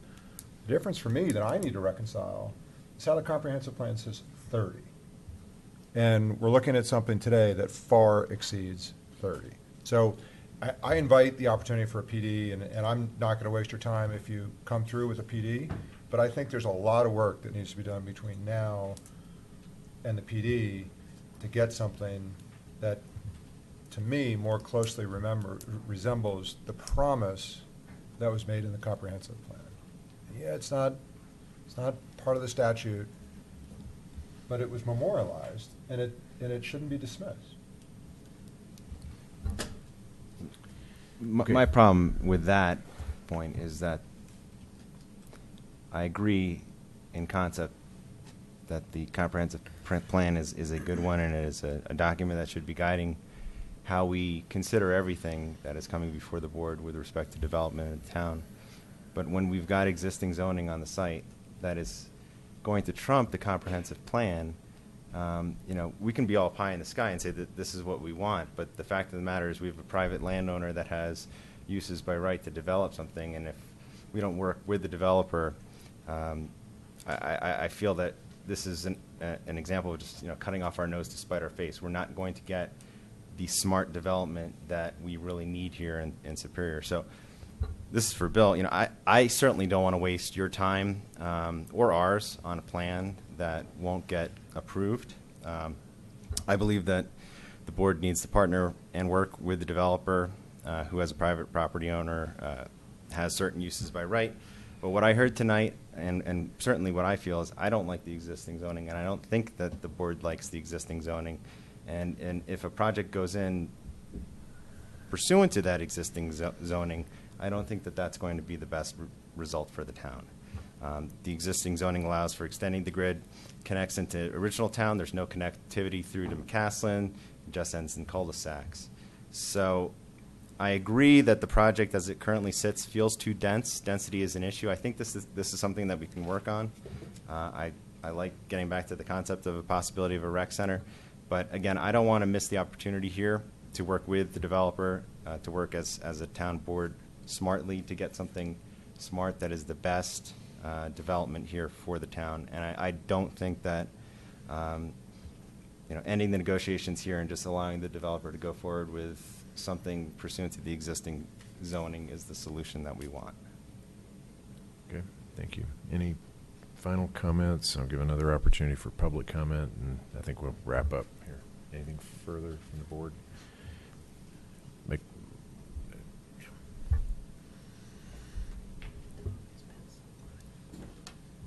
I just want to tack on, it sounds like both Gladys commented on this and Joe alluded to it too, and Rita, you talked about those just the dense, well, all of you, about the density of that option one. And it occurred to me, we look at that and we see 2,700 to 3,500 to 4,000 square foot homes, and we don't know what the product looks like. And that's one of the struggles we have right now, right? We don't know what this product's going to look like. Right. You look at the homes in Original Town, and they're 900 to, there's some that might be a couple thousand, but I mean, I even feel like ours is kind of big, and we have 1,400, right? And we're on a double lot, and it still feels like it's a lot for us. But product today is starting at 2,200 square feet and going up. And yes, I would agree, 54 homes like are in Coal Creek Crossing would just feel insane next to Original Town. And so I don't know if we can talk product and talk about the size of the home and whether we can get away with single story or build smaller homes or, again, assist the developer with the infrastructure in order to create a version of affordable housing that isn't technically affordable housing, right? Something that's a little bit smaller in product that still makes it worthwhile for them to build. They can build the project, they can make money. Maybe we have to, like I said earlier, maybe we have to fork up a little bit to make this happen. But maybe we could create something that actually matches Original Town a little bit better. That there is a mixture of single story and some two story, but they're more reasonable in size. They're not the monstrosities that we tend to all build today. So just product seems to be maybe worth a discussion. Okay, thank you. It's an interesting comment. Homes that are affordable, not affordable housing. I agree with that. Yeah. Yeah. Okay. So, Bill, did you ever specify what the square footage of these properties is? No, we didn't. The PD would get into that detail, just like the town center PD. What's your gut hunch? Oh, I don't know. I mean, the typical home on this size of a lot, on a 5,000 square foot lot, would to Bob's point, be the probably low end 1,800 to high end 3,000 square foot. I'd have to look at the envelope and see what the actual buildable. You control things like that with your setbacks and step backs on upper levels and things like that, and also maximum sizes. So we would get into all that with a PD process, if we did the PD process. Yep. Okay. All right. Thank you. Anything further on that? Okay. We will move on to item number 17. On So our, what next then? I have to meet with them and have a conversation and see what ideas they have and what ideas we have, and have to go from there. Providing any updates I can. Is it realistic to think that maybe a rec center could go there, or is that pie in the sky? Typically, you need about 6 acres, 7 acres, depending on the size and parking, but it's possible, I guess. I'd have real concerns with putting it there versus where 90% of the population of Superior is. I mean, we've got another parcel, Colton and McCaslin, that was purchased with that idea, contemplated, and that, to me, makes sense in terms of geographic location relative to majority of residents. I mean, I'm sure Original Town would love to have a rec center there. Who wouldn't want to have a rec center next to them? But I think Rock Creek would kind of be scratching their heads going, okay, that's great, but I have more of a concern that we give an impression that we may be willing to accept or give them, the developer, some kind of a perceived promise or guarantee that we're going to do that. And we're so far away from being able to make that commitment. Yeah, I don't see that. I just want to know, is it possible and what the cost would be to the town? I agree, having a rec center at McCaslin and Colton is a good spot, but think of the cost. And if there's a partnership opportunity to have it down here, why not investigate it? To be devil's advocate, part of the purpose of a rec center may be to pull us out of our homes and get us going towards the town center and get us go towards Superior Marketplace. So, well, I think actually to add on to that, Sandy, you're talking about bringing the two communities together. What better place to do that than a rec center? So, again, talking about an integrated community, I find it sort of intriguing. I don't know whether that's where I'll land, but I think it's worth considering. But we're presupposing that we are moving down the path of a rec center. We've already got a commitment to do a community space in the town center, so we're getting ahead of ourselves by a few But years. we've got a lot of balls in the air, and that's why you gotta you can't be single-minded in this job. You've got to Okay. think of everything.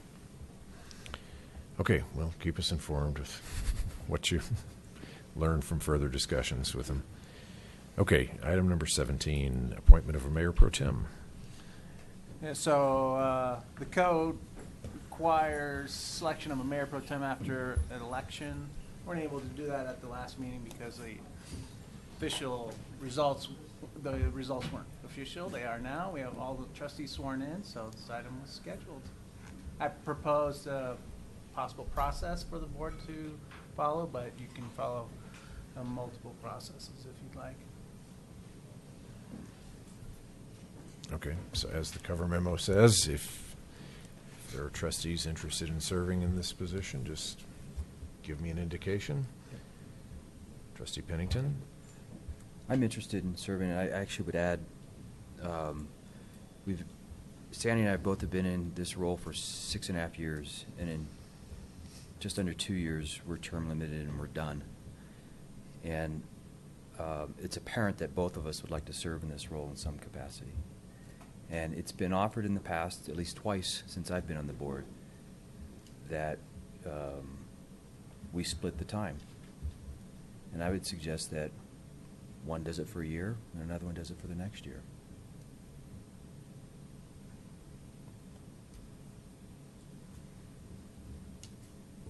I don't think that's the way it currently sits, though, doesn't it say that we select a mayor pro tem after the election, the first meeting after the election? Yes, it does, but it does not prevent Preclude you from doing that. Exactly. Yeah. Exactly. The statute requires that at the first meeting you appoint a mayor pro tem. Mhm. But if somebody decided in a year they didn't want to serve as mayor pro tem anymore, there's nothing to stop them from saying, I don't want to be mayor pro tem anymore, please select a new one, and you can select a new one at any time. Mhm. So, But that's the way it would have to happen, not the other where we sit here today and say somebody does it for a certain period of time and then somebody else does it for another period of time. I don't think we're as a board, we make those kind of arrangements at this time. It would be a handshake type arrangement is what I'm saying. I mean, somebody would say, I'm willing in a year to voluntarily step down from this position so that you can appoint someone else. But then the board would have to follow the same process with the And motion. have to do it again. And a second and a vote to appoint a new mayor pro tem at that time, exactly. So, the idea is you can't force someone to be mayor pro tem. So if they do it for a year and they say, yeah, that was great, thank you, but I'm done, that's fine. And then the board would get to select a new one. So the first meeting is just for the initial selection of the mayor pro tem. And I would say that I would serve just for 1 year. I would commit to 1 year, and that would be it. And that's all I'm asking the board to consider. From a procedural standpoint, Clint, you asked for nominations. There were folks to proverbially raise their hand. We had 2.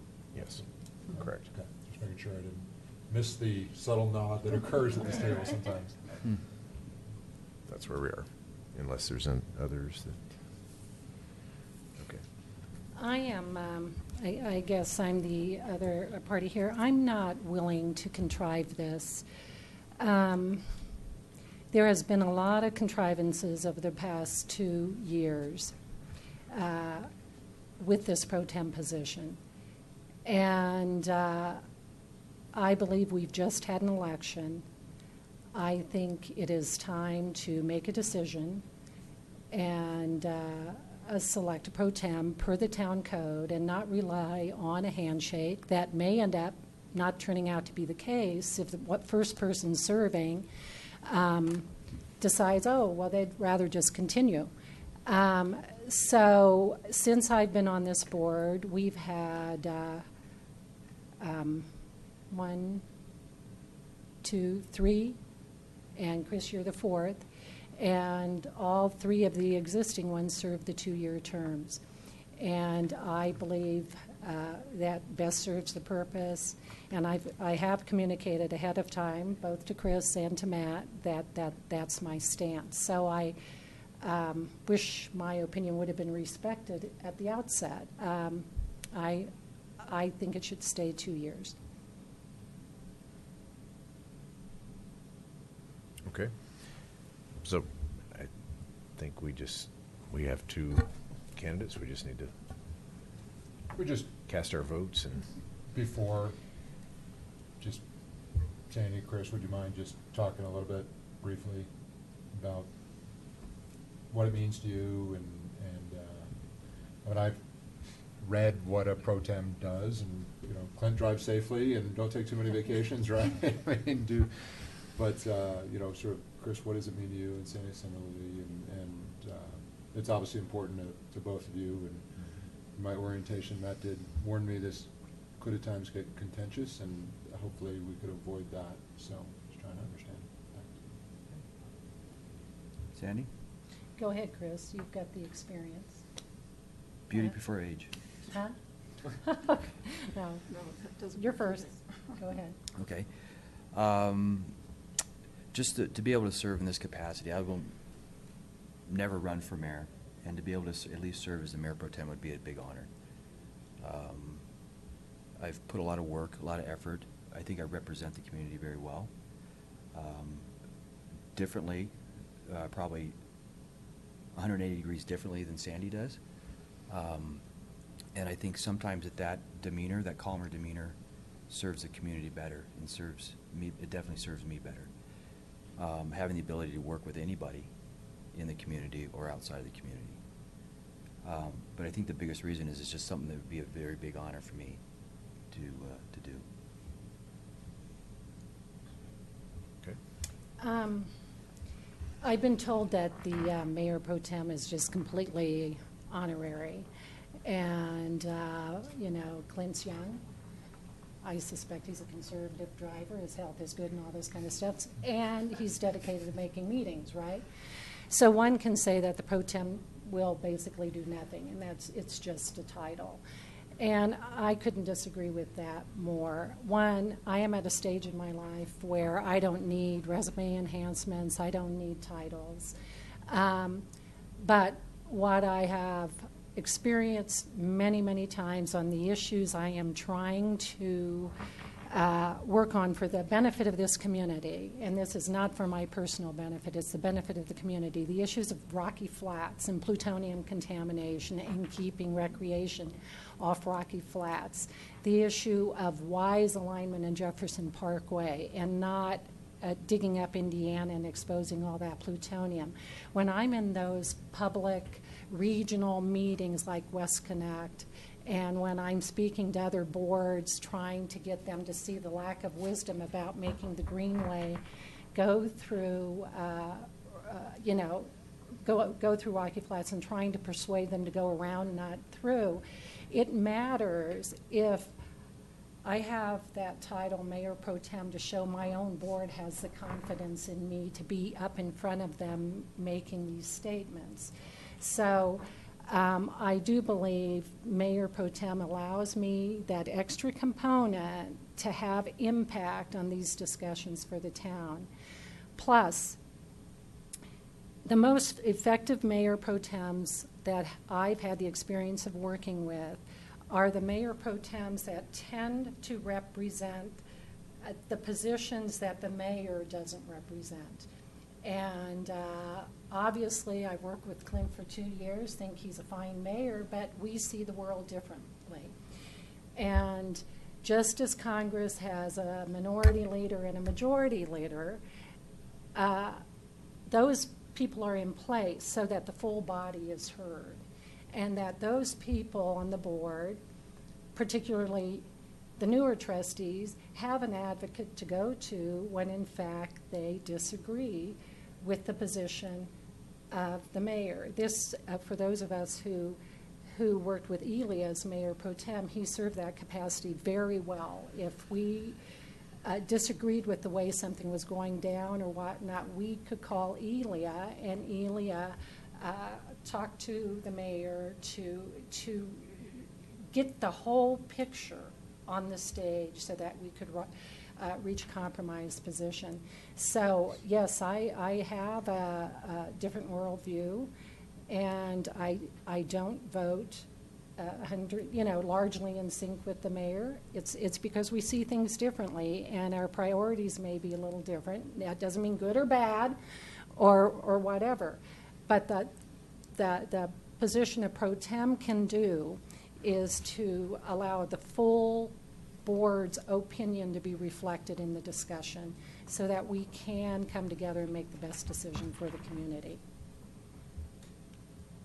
That's all. Okay. Thank you. All right, any other questions, discussion? Okay. Should we just do this by hand vote or Yeah, ballots, that's what or- just initially, and then you can make a motion to appoint once, if there's a clear majority Okay. support. Okay. All right, those in favor of Trustee Pennington for Mayor Pro Tem, please raise your hand. Okay, I think we have a winner, so. Thanks for your support. Hey, do what I can. Thank you. Thanks for the show Yes. of confidence. Yes. And it's not a lack Okay. of confidence in you, Chris. Seriously.